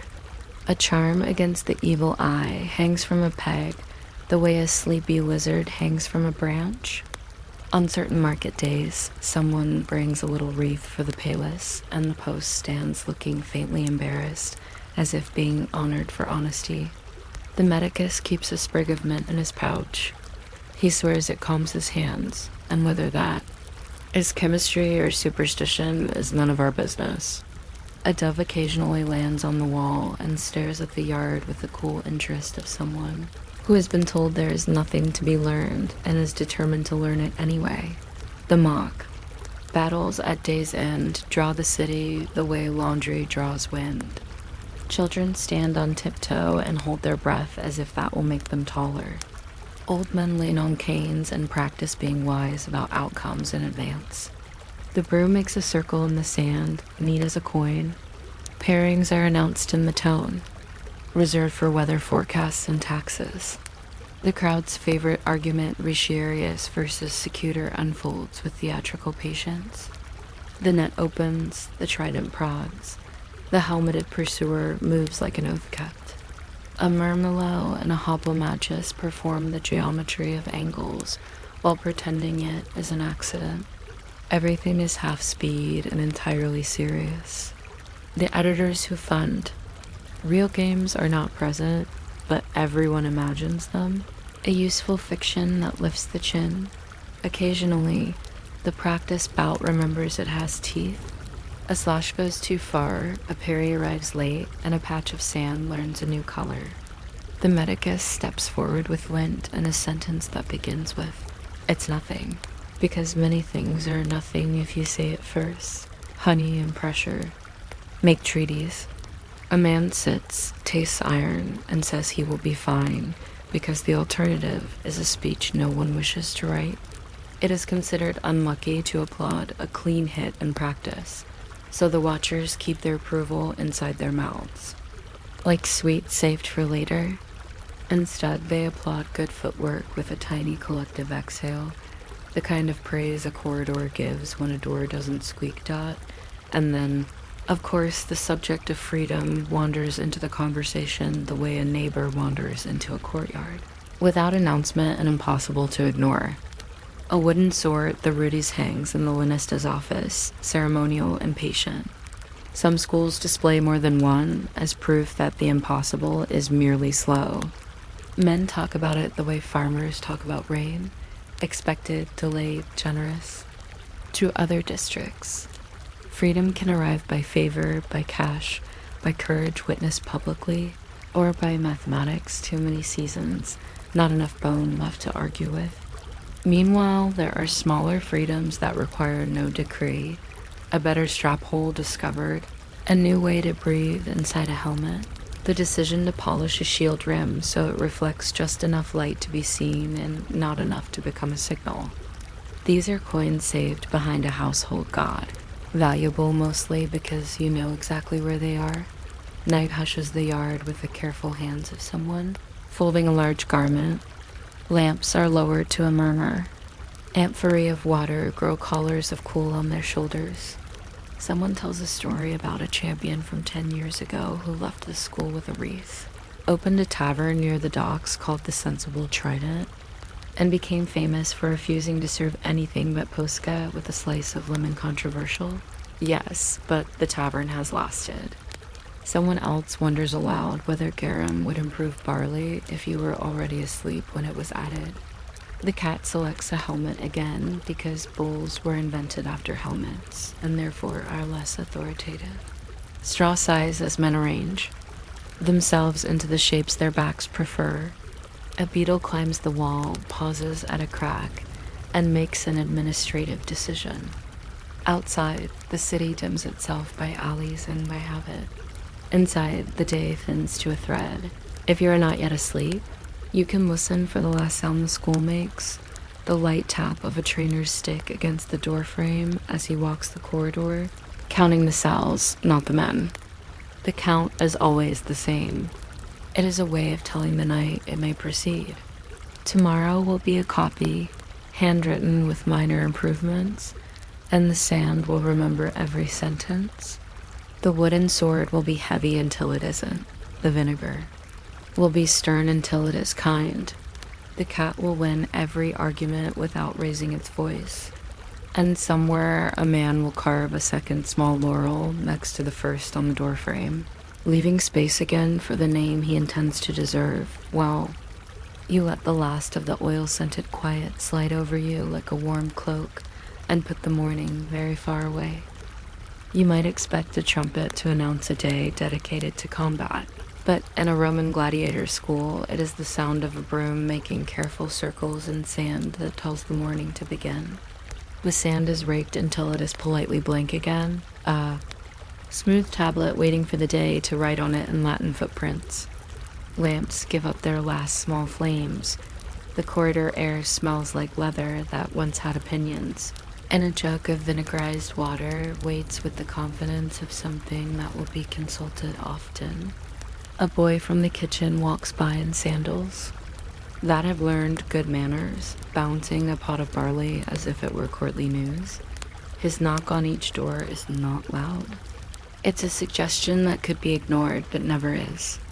If you're still awake when we untie the second strap on the left greave, you're welcome to subscribe for more whispering history. If you sleep before then, no paperwork will be filed and everyone will be proud of you. The first task is to become slightly less like yesterday. Oil is rubbed into shoulders. A strigil scrapes the night from the skin in neat, pale ribbons that would, if rolled together, make a respectable thread. This is not luxury. This is housekeeping. The helmet's brow is wiped where it met worry. Leather thongs are checked for the little stretched oval that says today they will behave. A nick on a shield rim is greeted, briefly, like an old neighbor. One man kisses the charm tied inside his helmet. 2 red cords and a tiny bronze hand that is supposed to disagree with bad luck, and the helmet doesn't answer, which is how charms speak. A trainer coughs once in the yard and silence arranges itself into tidy rows. Breakfast is heavy and practical, the way a door is heavy and practical. Barley gruel sits in bowls like a solution to arithmetic. Not interesting, correct? A spoon of garum turns it into an argument the mouth ends up losing pleasantly. Bread arrives in slices that know they are honest. A few raisins are counted into. One man's hand with ceremony. It is his birthday, which means the counting is slower, and there are exactly the same number as on any other day. The drink is posca, water taught to pay attention by vinegar. The ratio is disputed in the friendliest way. One man swears by 1 to 8, another says 2 to 10 makes the vinegar less conversational. Rome, expert at turning everything into policy, never fixed it. The jug is passed and preference is a private senate. Outside, a peddler sings about roasted chickpeas with such conviction that even the sand glances toward the gate. Nobody buys. Any because today is a training day, which is also every day. The yard is a soft square of logic. Chalk lines mark lanes. Chalk makes low requests that the body keeps. Footwork begins without drama heel, fall, step, pause, breathe. Adductors. Taps a shin with a stick the way a teacher taps a tablet. Another nudges an elbow inward precisely the width of a coin, and the man's whole posture feels less surprised by itself. The palest posts stand at attention. They are not dummies. They are patient witnesses, polished where generations of wooden. Swords, rudies for practice, heavier than the real thing, have struck them into good listeners. 10 strikes to the right and 10 to the left. 10 thrusts that stop a thumb's width short of a make-believe sternum. 10 cuts that return, every time, to the sturdy middle where the shield lives. Breath lands in the same place after each movement. Like a bird that has leased a particular branch for the season, there is a rhythm to correction.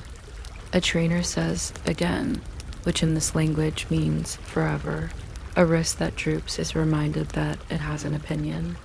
A knee that wanders is told the property line. The men learn the map of their own weight, where it should begin, where it must visit, where it cannot settle. A Murmillo practices insisting. A Threx practices changing his mind late. The Hoplomachus rehearses what to do when a long spear discovers the world is made of corners. The Retiarius folds and refolds his, net with the gravity of a seamstress measuring a client who will never hold still. He checks the lead weights stitched into the hem and finds one slightly loose, and this is a tiny crisis solved by a needle, a good omen for later. A secutor tests the helmet visor's narrow slit and learns to count the world by rectangles. These are not fights. These are rehearsals of geometry disguised as sweat, Midday is a hinge with oil on it. The sun persuades bronze to shine in opinionated ways. Grease is worked into leather until leather agrees to live another day. A strap that once squeaked is told gently to whisper. The medicus passes through the yard like a quiet librarian checking notes, glancing at knuckles, making small preventative suggestions. He is fond of honey and vinegar and clean wool, and says so often, establishing the clinic as a small, sticky republic within the school. Lunch reshapes breakfast with a spoonful of honey and the rumor of pepper. The improvement is statistically significant. Someone tells a story about a previous lanista who could recognize each student by the sound of his footwork from behind a wall. Someone else claims he can smell the difference between new garum and garum that plans to hold a grudge. Nobody asks for a demonstration that afternoon brings metal. Real blades are blunted, but blunted metal still speaks a different grammar than wood. The sound in the yard deepens. Partner drills begin. Shields introduce themselves with a courteous bang. Swords talk in clipped phrases. A trainer's whistle sets the punctuation. The men learn the small honest tricks. How to press forward without being an announcement. How to back away without becoming a suggestion. A favorite drill requires stepping to a beat that is not played. The body must remember it alone. The air tastes faintly like coins. On the wall, a dove watches and practices neutrality. The broom that raked the sand at dawn rests nearby like a retired official, satisfied with the order it helped indent. Mock bouts are scheduled the way weather is scheduled, by expectation rather than control. The small crowd at the outer wall for schools that allow it leans in with a hush that is very nearly polite. Pairings are chosen to keep the city entertained but not excited. Resharius versus Secutor, the old argumentative marriage of net and helmet, is always included. The net opens like a careful sail, is evaded like a promise delayed, and falls with such neatness that the trainers politely do not applaud.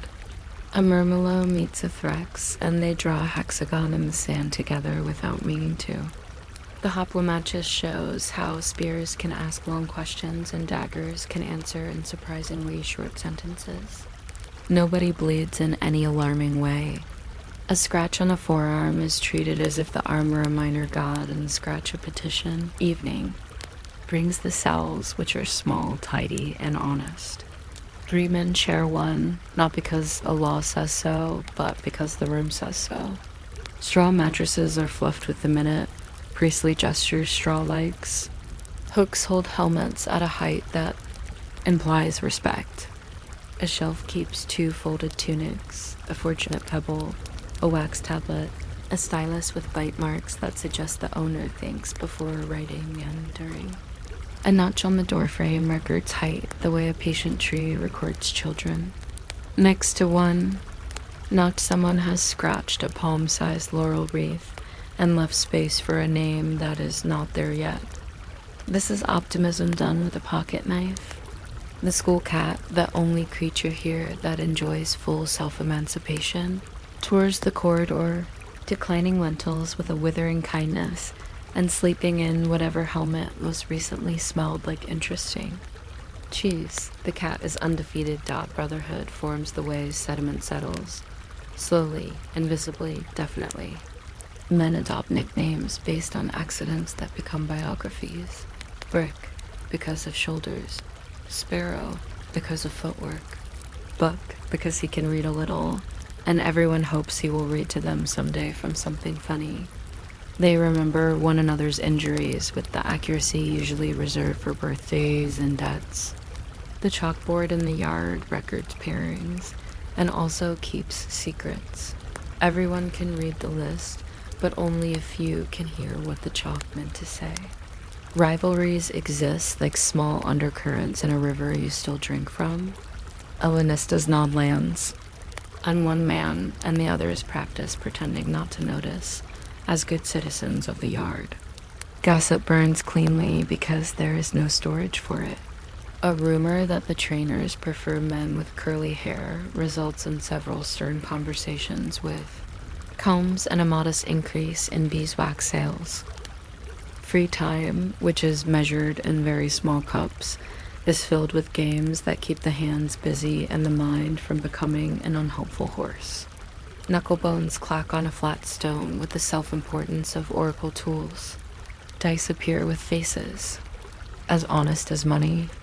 A man tells the story of a retiree who bought a tavern and named it The Patient Laurel and refused to serve anything but posca with a slice of lemon and a single. Olive famous for being stubborn and for never running out of olives. Another recalls a trainer who swore cabbage leaves, tied gently with wool, could persuade any swelling to mind its manners. The medicus nods in the doorway, in the manner of a person who does not wish to pick a public fight with cabbage. Somebody asks Book to write a letter home for him. Book composes 3 honest sentences and a small weather report and refuses payment except for 1 borrowed raisin. Night brings a short liturgy. A lamp is lit before a little image of Nemesis, because balance is the sand's favorite word. A finger touches bronze and makes a promise to remember the center line. Men mutter thanks to helpful door hinges and cooperative straps, which are the domestic gods of the training yard. The medicus lays out his instruments and counts them like a miser: lint, vinegar, honey, wool, needle, bone probe. Everything present, nobody of consequence. He keeps a sprig of mint in his pouch because it steadies the hands, a claim nobody investigates. The broom is leaned back in its corner, a low-ranking hero resting after its careful work, ready to resume command at dawn. Mock battles have a second life as the sun goes down. The crowd thins to the citizens who like to see competence without consequences. Shields meet with a musical knock that says, "Yes, we remember the notes." Trainers call out, hold, turn, guard, and a tone placed exactly between sacred and bored. When a blade makes an admirable line through the air, a low, approving hum trickles from the wall like tea poured carefully. The medicus attends to a cut that appears mainly for conversation. He presses honey into it and smooths on a clean band, producing a polite halo of linen around a very small problem. The patient nods as if a new law has been passed and he plans to obey it. The crowd, obeying superstition, does not applaud blood, even when it is as tidy as a comma. The subject of freedom never arrives on schedule and refuses to shake hands, but it is always present like weather in the knees. The wooden ceremonial sword, the Rudy's, is displayed in the Lanista's office above the not quite accounts and not quite prayers. It has freed exactly some men. The figure changes each year. It is not 0 and not enough. Students discuss formulas by which one might calculate the nearness of Liberty wins multiplied by favor, reputation squared, coin raised to a power. Nobody can afford and agree that the exact mathematics remain unknown to mankind and very well known to fate. In the meantime, small liberties are practiced, choosing which sandal to buckle first, deciding to polish a shield until it reflects a quarter of the sky and not 1 bit more, drinking posca at the colder end of the jug, reserving the better. Spoon for the man with a bruised mouth. Rome runs on hierarchy. The school runs on kindness measured in spoonfuls. The day fades on its own hook. Lamps lower their encouragement. Straw finds the shape of a back and then adjusts kindly. A beetle climbs the wall with bureaucratic determination, finds a crack shaped exactly like its intention, and disappears. Into the future. Someone starts to hum the marching cadence very quietly and then stops, because rhythms are important and also because sleep is a better metronome. From the outer street comes the gentle, civic sound of a cart insisting on still. Being a cart, the night smells faintly of olive pits and cooled metal. If you are somehow still awake, you may notice one last small ritual. A trainer walks the corridor and taps each doorframe with the end of his stick, counting not men but thresholds, which is a Roman way of admitting that buildings, too, need reassurance. Tomorrow will be indistinguishable, which is how the body becomes the kind of tool a day can rely on.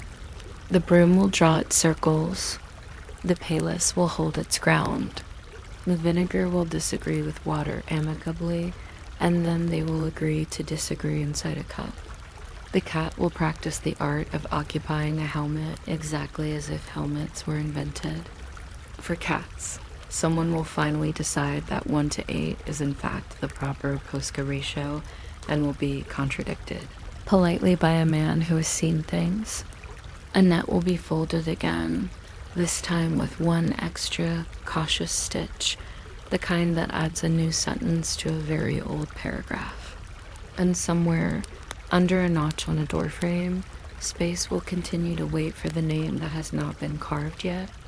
A blank that is less a promise than a breath held, while the school exhale settles and the sand grows perfectly still, the way it does when history is about to repeat itself kindly and exactly, and you, without needing to witness it, slide into. Sleep as if the straw were a small silent sea. You might expect a school for gladiators to wake to the clang of heroic metal. It usually wakes to the soft clatter of a grain scoop. Before the sun has decided what color to be, a kitchen boy counts barley into a pot as if every kernel were a vote. The steam that rises is not dramatic. It is the comfortable sigh of breakfast approaching a decision. A tablet is propped by the door with a list of rooms that should appear in the yard by first light, and the wax shows shallow valleys where yesterday's names were pressed and scraped away. The lotus likes routines that leave small traces. Broom smooths the sand in long, tidy lanes, as if the yard were a freshly combed beard. Someone checks the spare sandals hanging on pegs, each pair labeled with a scratched initial and, for reasons that need no explanation, a crude leaf.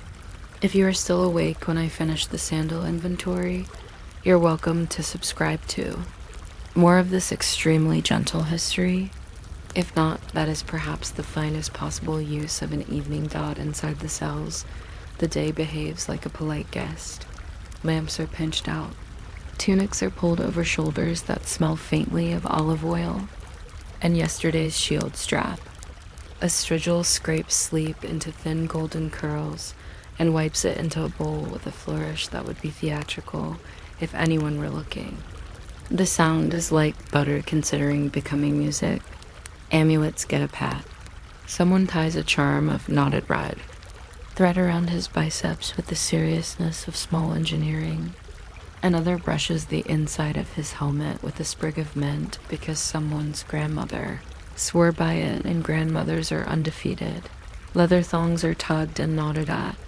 A neck along a greave is admired in the same tone people reserve for remarkable weather. Ah yes, it's still there, dignified and entirely ours. Breakfast arrives without ceremony. The barley porridge is the texture of an honest argument. It accepts additions the way a friendly city accepts visitors.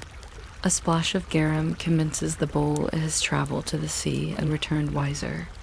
A few stale olives are resuscitated with hot water and sit on top like life rafts. The drink is posca, humble water convinced to straighten its posture by a spoon of vinegar. The eternal question, 1 part vinegar to 8 of water, or perhaps 2 to 10, finds new partisans every morning.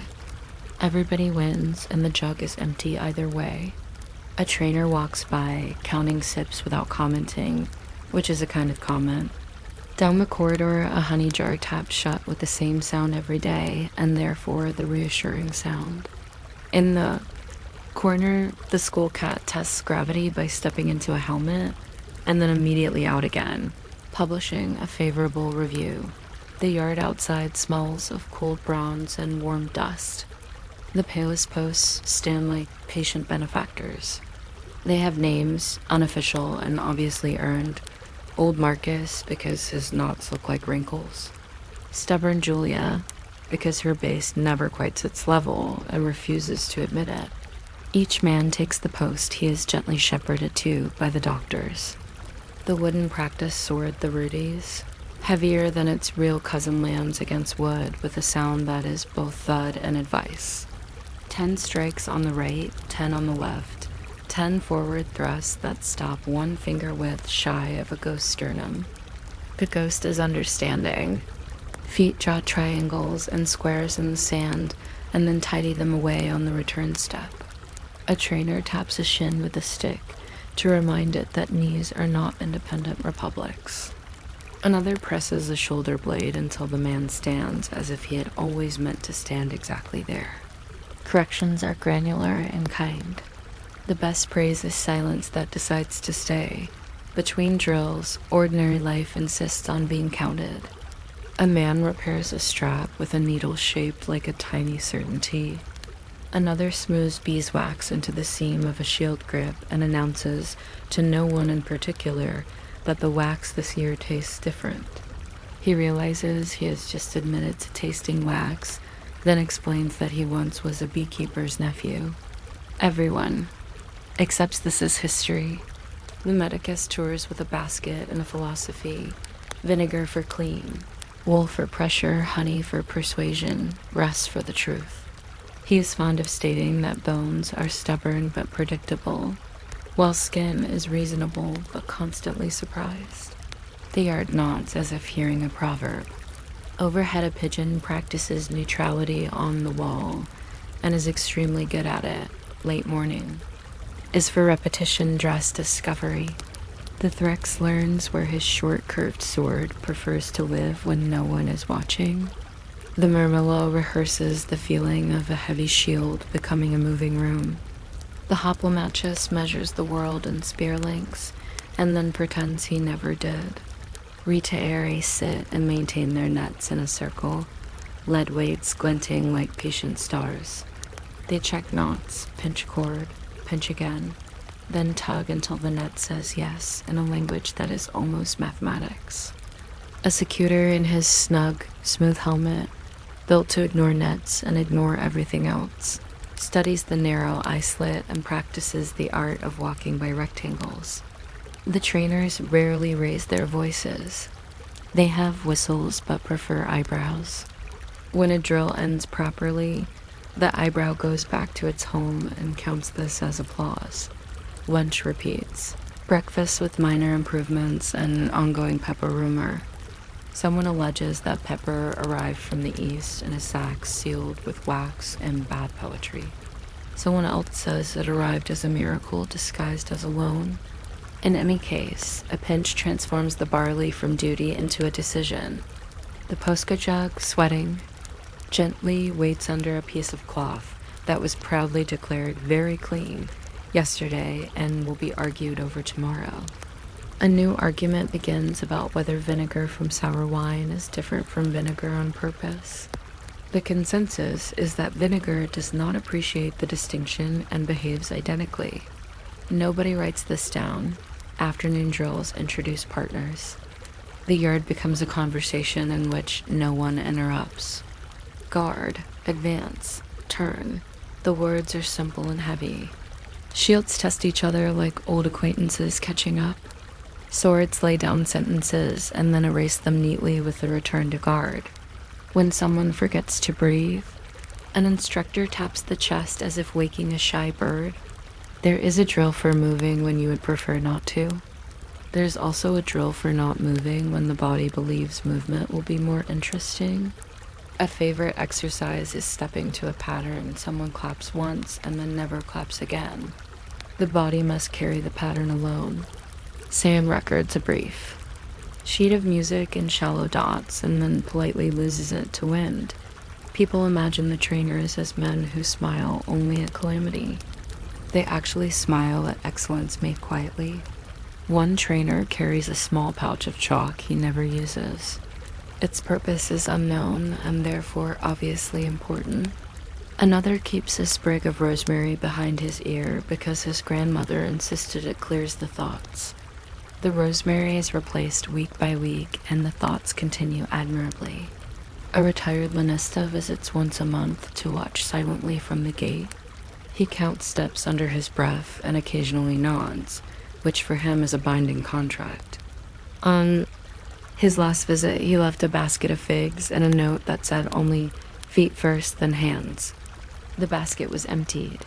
The note hung above the water jar like a decree. Evening returns everyone to the cells, which are small but stubbornly domestic. 3 mattresses, 2 shelves, 1 hook that aspires to be 2. Helmets sit on a plank with their cheek pieces folded like hands that have agreed to wait. Sandals, dry in a row that suggests they are rehearsing to become citizens. On the shelf are personal governments. A wax tablet for letters, a lucky marble with a dent that looks like Italy, a boar bristle brush with grand ideas about hygiene, a little terracotta lamp that always chooses the same calm flame. On a beam over the door, someone has scratched a tiny laurel wreath and left space for a name. Next to it, the cat has scratched something illegible but authoritative. There's a faint smell of laurel oil and dried sweat and someone's contraband. Onion, which acts like a politician and pretends to belong Brotherhood, grows in predictable, pleasant ways. Men share ointment and jokes and advice about how to untie wet leather without losing faith. They adopt nicknames that attach with surprising accuracy. Pebble, because nothing moves him. Doorway, because everyone bumps him. Book, because he can read a little and usually will fast. Housefly, because he is small and interesting and refuses to be expected. They tell the same stories about the same retired champions, and the stories acquire a respectful moss of exaggeration that everyone treasures. Rivalries exist in the polite way clouds share the sky. Clearly visible, not necessarily important. A glance that lingers, a partner chosen more often than chance, a gesture not quite congratulatory. But there are also small, unrecorded acts of protection, the extra crust slipped to a man with stitching in his side.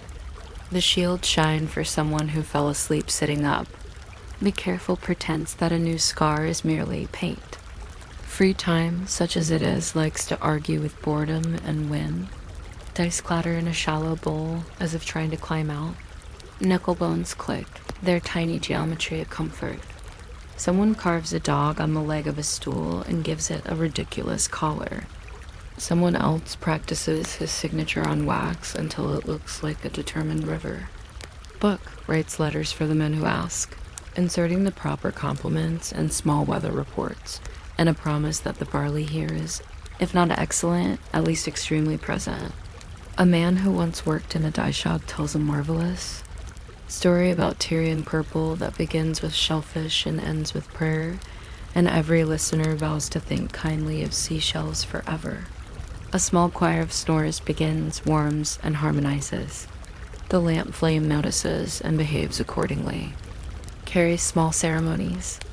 A coin is tapped against a tiny household altar that lives in a cell, not because coins are useful to gods, but because the sound is neat.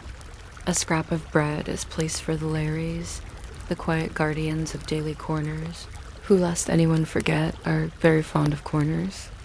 In the yard, the broom rests against old Marcus, as if listening for advice. The medicus folds linen bandages into precise rectangles and stacks them like well-behaved geese. He keeps a mortar with traces of crushed mint, not because he prescribes. Mint often, but because mint smells like an outcome that will eventually be acceptable. He ends the rounds by looking at hands, palms up. Hands tell the truth without vocabulary. Mock battles arrive most afternoons the way weather arrives. Not to be negotiated with, but to be dressed for. A few townspeople gather along the outer wall, hanging their weight on their elbows. They have opinions about footwork and share them pleasantly into scarves. A boy calculates, with the intense privacy of youth, which helmet is most heroic. Trainers choose matchups for practice and for spectacle and careful balance, the way a cook measures. Salt with 2 fingers. Vigerius against secutor, always pleasing. Net opening like a thought, trident probing like patience. Murmillo against Threx, shield and curve, and all the little rhymes of the arena. Hoplomachus with spear and dagger rehearses questions that last longer than answers. The crowd hums approval in a key called Next Market Day. The yard has rules about blood. Blood is not an achievement. It is an administrative complication. When a cut happens, a whistle slashes the air and men separate, cleanly into a diagram of care. The medicus arrives not dramatically, but with the exact speed of reliability. Honey is pressed, wool is tied, advice is issued at a volume designed to carry but not alarm. If a man pretends the wound is smaller, he is politely contradicted. If he pretends it is larger, he is politely contradicted. The bandage is a neat sash that turns the body into a decorated map. The match resumes only when the yard itself seems ready, which it expresses by becoming quiet, and then slightly less quiet. The economy of fighting is another subject with a leisurely curriculum. Trainers discuss the cost of replacing a good shield. Strap as if debating poetry. Sand is cheap but not free. A man with a rake counts how many mornings a layer can be persuaded to behave. Helmets are expensive, especially the Secutor's smooth onion with its narrow eyes. The kind of thing artisanal metalworkers dream about when they have eaten too much cheese. Schools keep accounts that are part arithmetic and part weather report. A sponsor appears sometimes with a purse tied in a special knot that must be admired before it is opened. He compliments the orderliness of the yard first, the discipline next, and the men last, not because he values them least, but because he expects the compliment to reach them and do its work slowly. Like rain, everyone dreams, sometimes out loud, about the Rudies, the wooden sword of freedom presented to a man who has fought enough, pleased enough, and by math nobody can do, satisfied the air. The Rudies hangs in the Lanista's office, a few retired examples cross like kindly oars. Their wood shines the way an elderly cheat shines after too much smiling. Stories describe the moment of presentation as the loudest quiet in Rome. A name called, a piece of wood lifted, a breath held by 36 chests at once. Men who see the ceremony secondhand swear it makes the sunlight behave differently for an hour. In practice, the arithmetic remains imprecise. A man fights with skill, collects favor like orderly coins, and keeps a cautious shelf in his mind empty for luck. Luck enjoys the attention. The opposite of freedom is a subject also treated. Respectfully, there are funeral clubs, sensible little cooperatives of coin and promise, to ensure that a man who does not get the Rudies still gets a stone. Tombstones of gladiators are strangely cheerful. They show helmets with little wings that never existed, swords with perfect confidence, shields that look like friendly doors. Inscriptions mention nicknames proudly and victories as if they were courteous meals. Some stones add benamirans, well-deserving, which, in this line of work, covers a multitude. If you wander the columbarium of a school, you will see the same laurel scratched next to many names, the same modest wreath that men prefer to carve above their door. It turns out the afterlife has a brand dot. As the day tilts into its cooler chapter, the school becomes expert at ordinary. Armor is wiped with oil until it chooses a reasonable shine. Sand is raked the way you untangle a long thought. Someone pouches a tear in a tunic with a piece of a different tunic and announces that fashion has happened. Someone else invents a game that requires a pebble, a circle, and 6 opinions. The posca jug is refilled and appointed to sit in the shade with dignity. A trainer writes tomorrow's pairings on the wax tablet with a stylus that has bitten a little too many thoughts. He pauses, melts one name smooth with his thumb, and writes it again slightly neater. This is how care looks when it has learned not to announce itself. Night gathers like a cloak spread on a table to protect the wood. Lamps tick into flame. The cat, satisfied with its helmet inspection duties, climbs into a coil of rope that has always suspected it was a bed. A distant vendor calls about chickpeas with a tone that implies chickpeas can solve problems. From the street, there is a brief, agreeable argument between a wheel and a cobblestone. Inside, the snores resume their quiet choir. A man lying on. His back studies the cracks in the plaster and sees maps to countries he does not hope to visit. He adjusts the straw at his shoulder. He remembers the pattern of steps from this afternoon, a pattern that fit exactly once and will fit again. Outside, old Marcus and stubborn Julia keep their posts through the dark, and the broom, faithful civil servant leans in readiness. If you're somehow still awake, you may notice how the ludus itself seems to fall asleep from the feet up, like a tired statue, leaving the lamps to watch the doorways and the doorways to watch the men, while the men drift in that slow Roman way toward another morning of barley, vinegar, wood, and the calm, useful repetition of being nearly almost magnificent. You might not expect a school for gladiators to begin its day with a broom deciding which way the sand should face, but that is exactly how the morning makes up its mind. Long before the sun remembers where it left the horizon, someone walks. The practice yard in slow stripes, brushing the grains into disciplined rows, as if combing the beard of a very large, very patient statue. A wooden ladle begins slowly counting barley into a pot 1 scoop. 2 scoops, a ceremonial pause at 3, then the 4th like a sigh. Oil lamps give up their little flames with a pinch that makes the same tiny sound every day, the way a reliable friend clears their throat before speaking. If you're somehow still awake by the time I've finished praising the broom, you can quietly subscribe for more of this sleepy archaeology.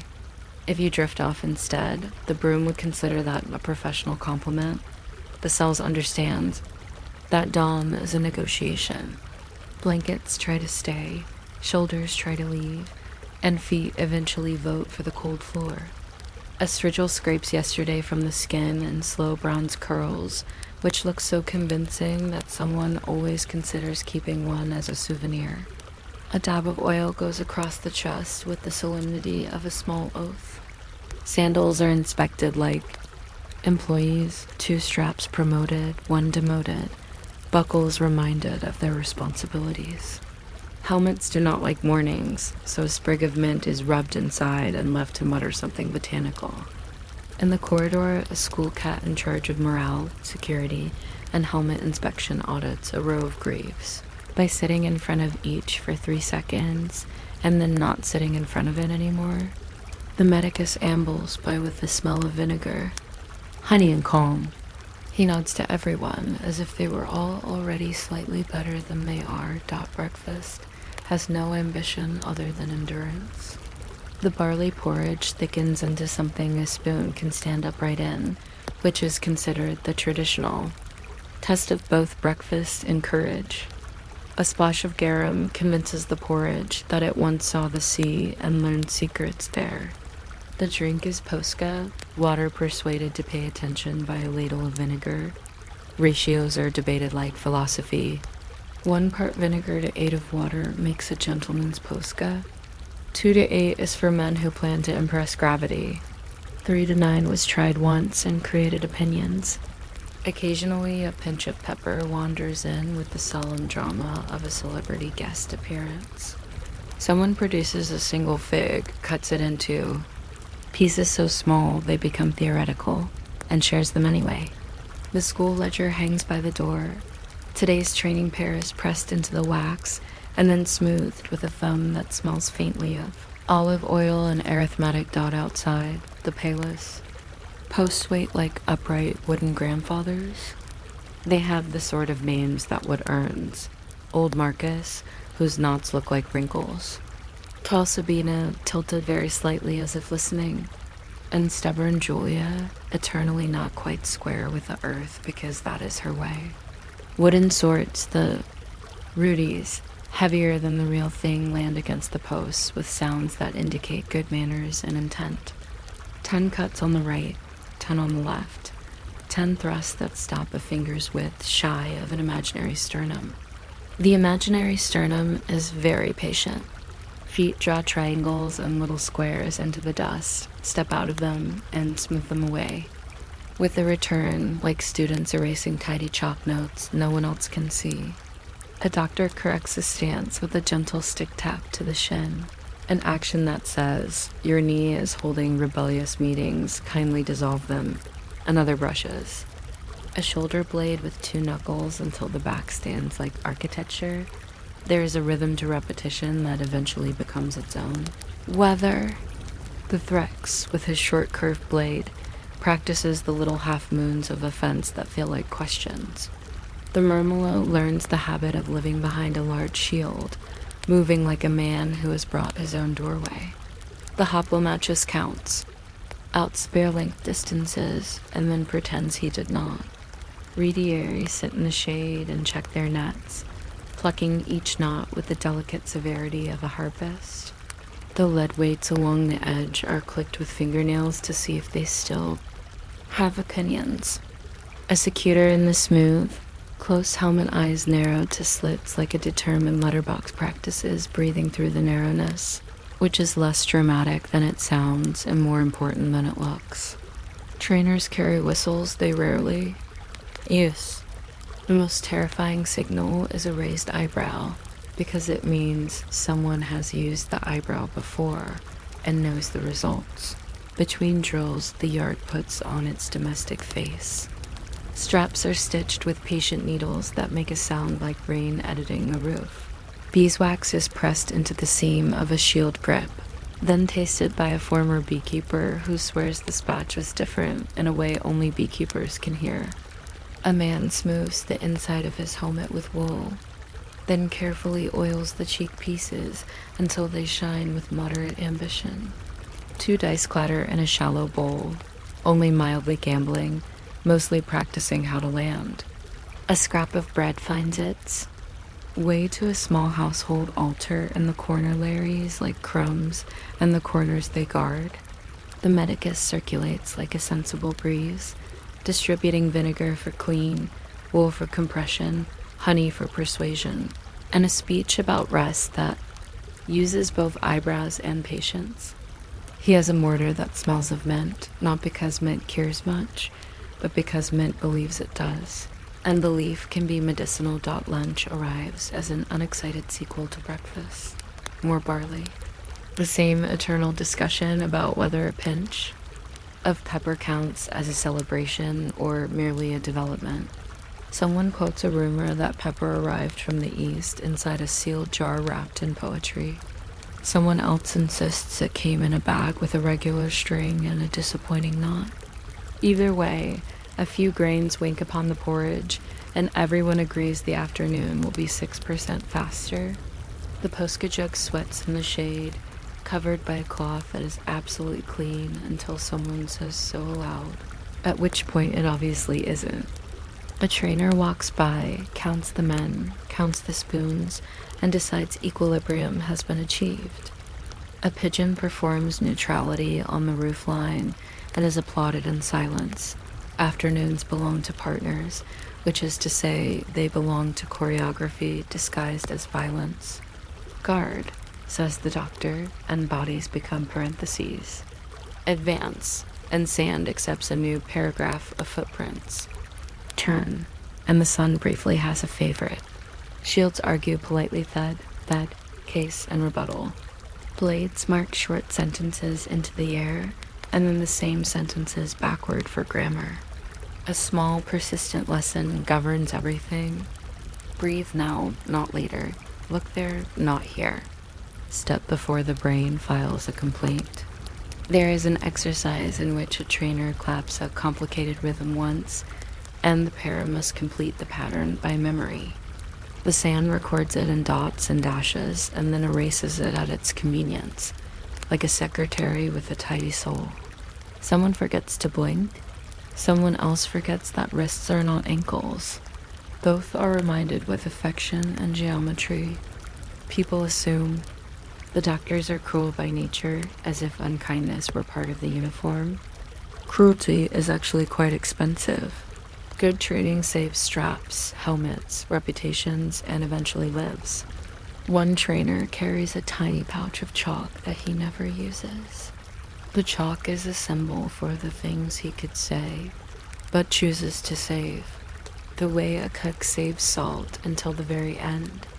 Another keeps a sprig of rosemary behind his ear because his grandmother said it clears the head. Whether it does or not is irrelevant. It clears his grandmother, and that is equally useful. Occasionally, the lanista observes from the gate with the suspiciously tender expression of a man counting both coins and ribs. He nods once invisible to most, and it is as binding as an oath.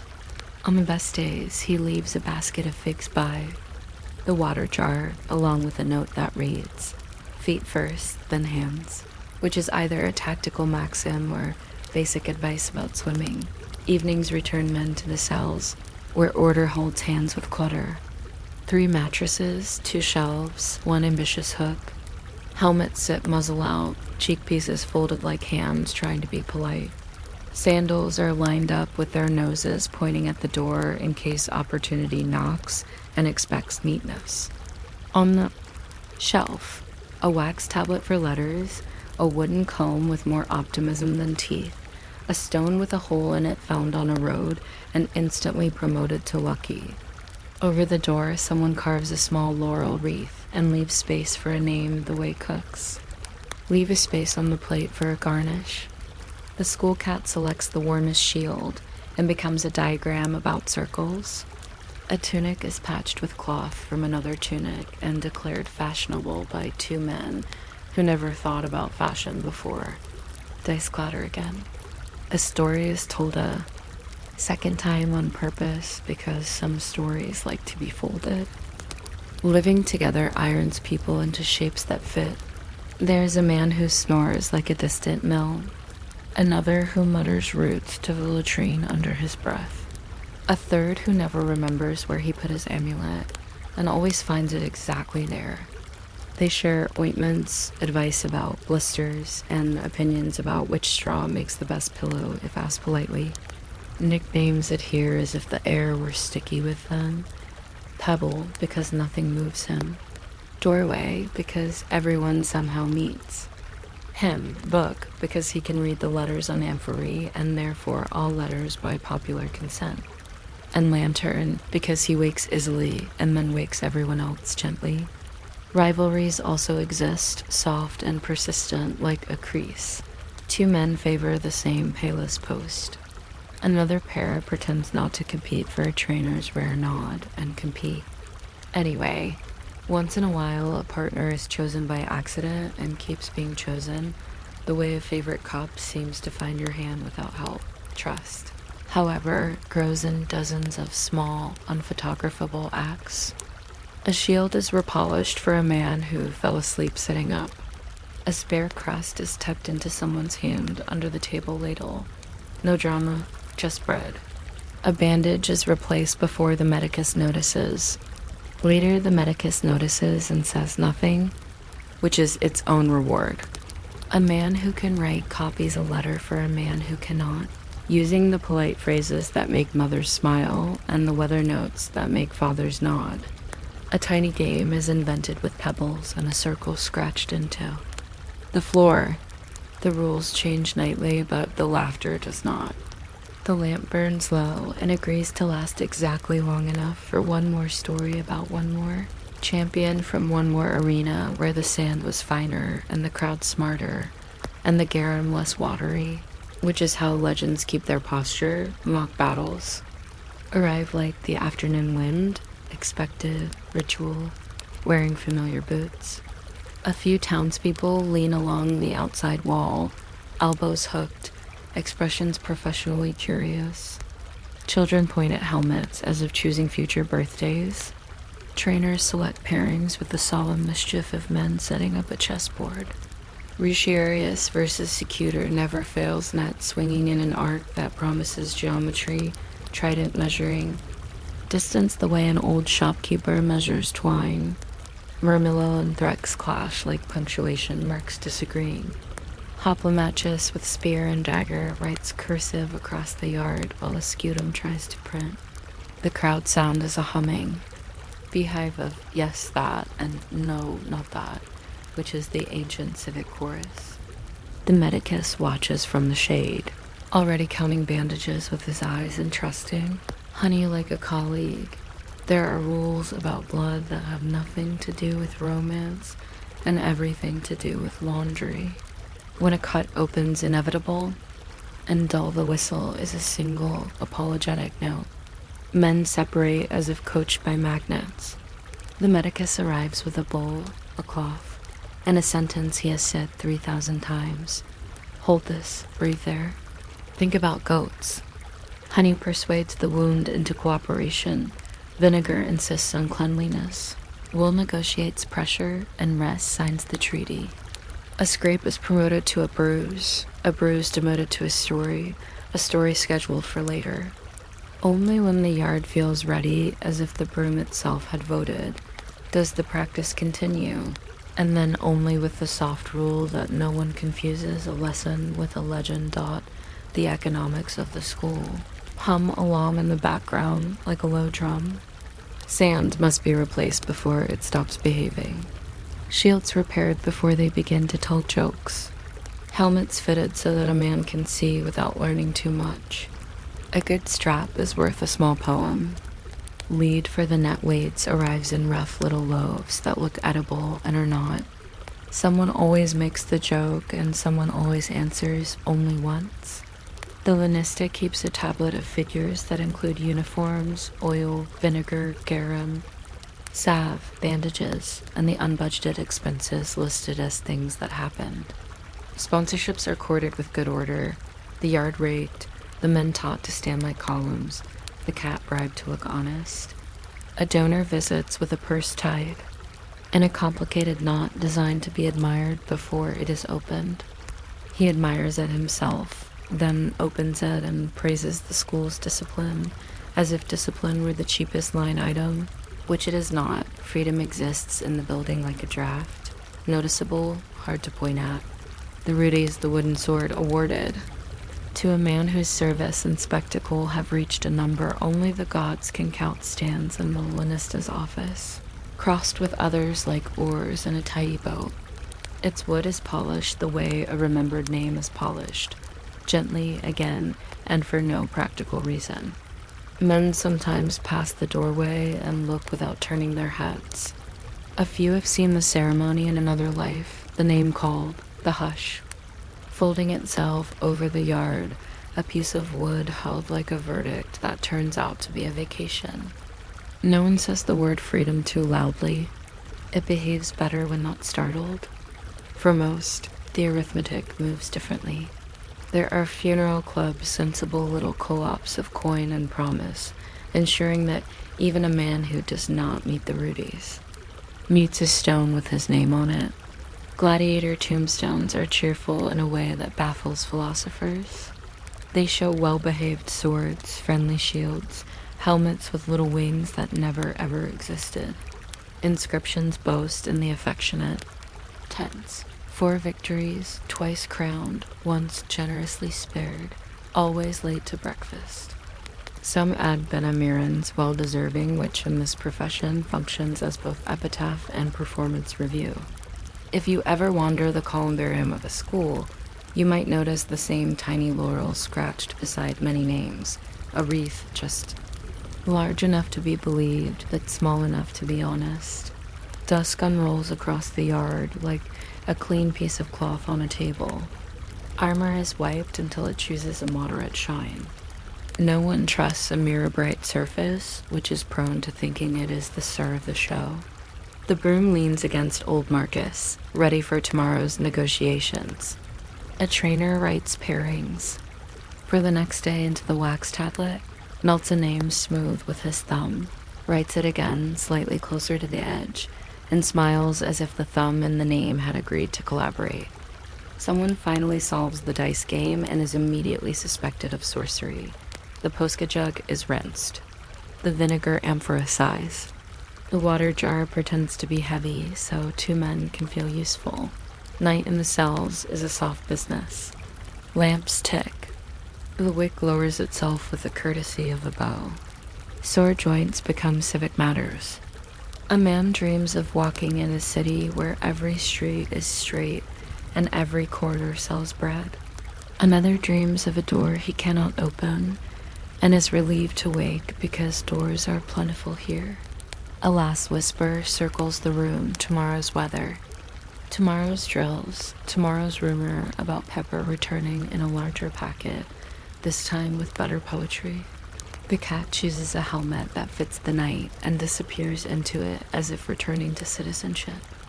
If you are drifting now, the broom salutes you, the palest posts nod, the helmets agree to stand watch, and the school exhales into a study, even quiet that you can fold under your head like a second pillow, while somewhere in the ledger a stylus sleeps beside the words guard, advance, turn, prepared to wake and write them again, slowly, unhurried, as if the sun has all the time in the world, and it does.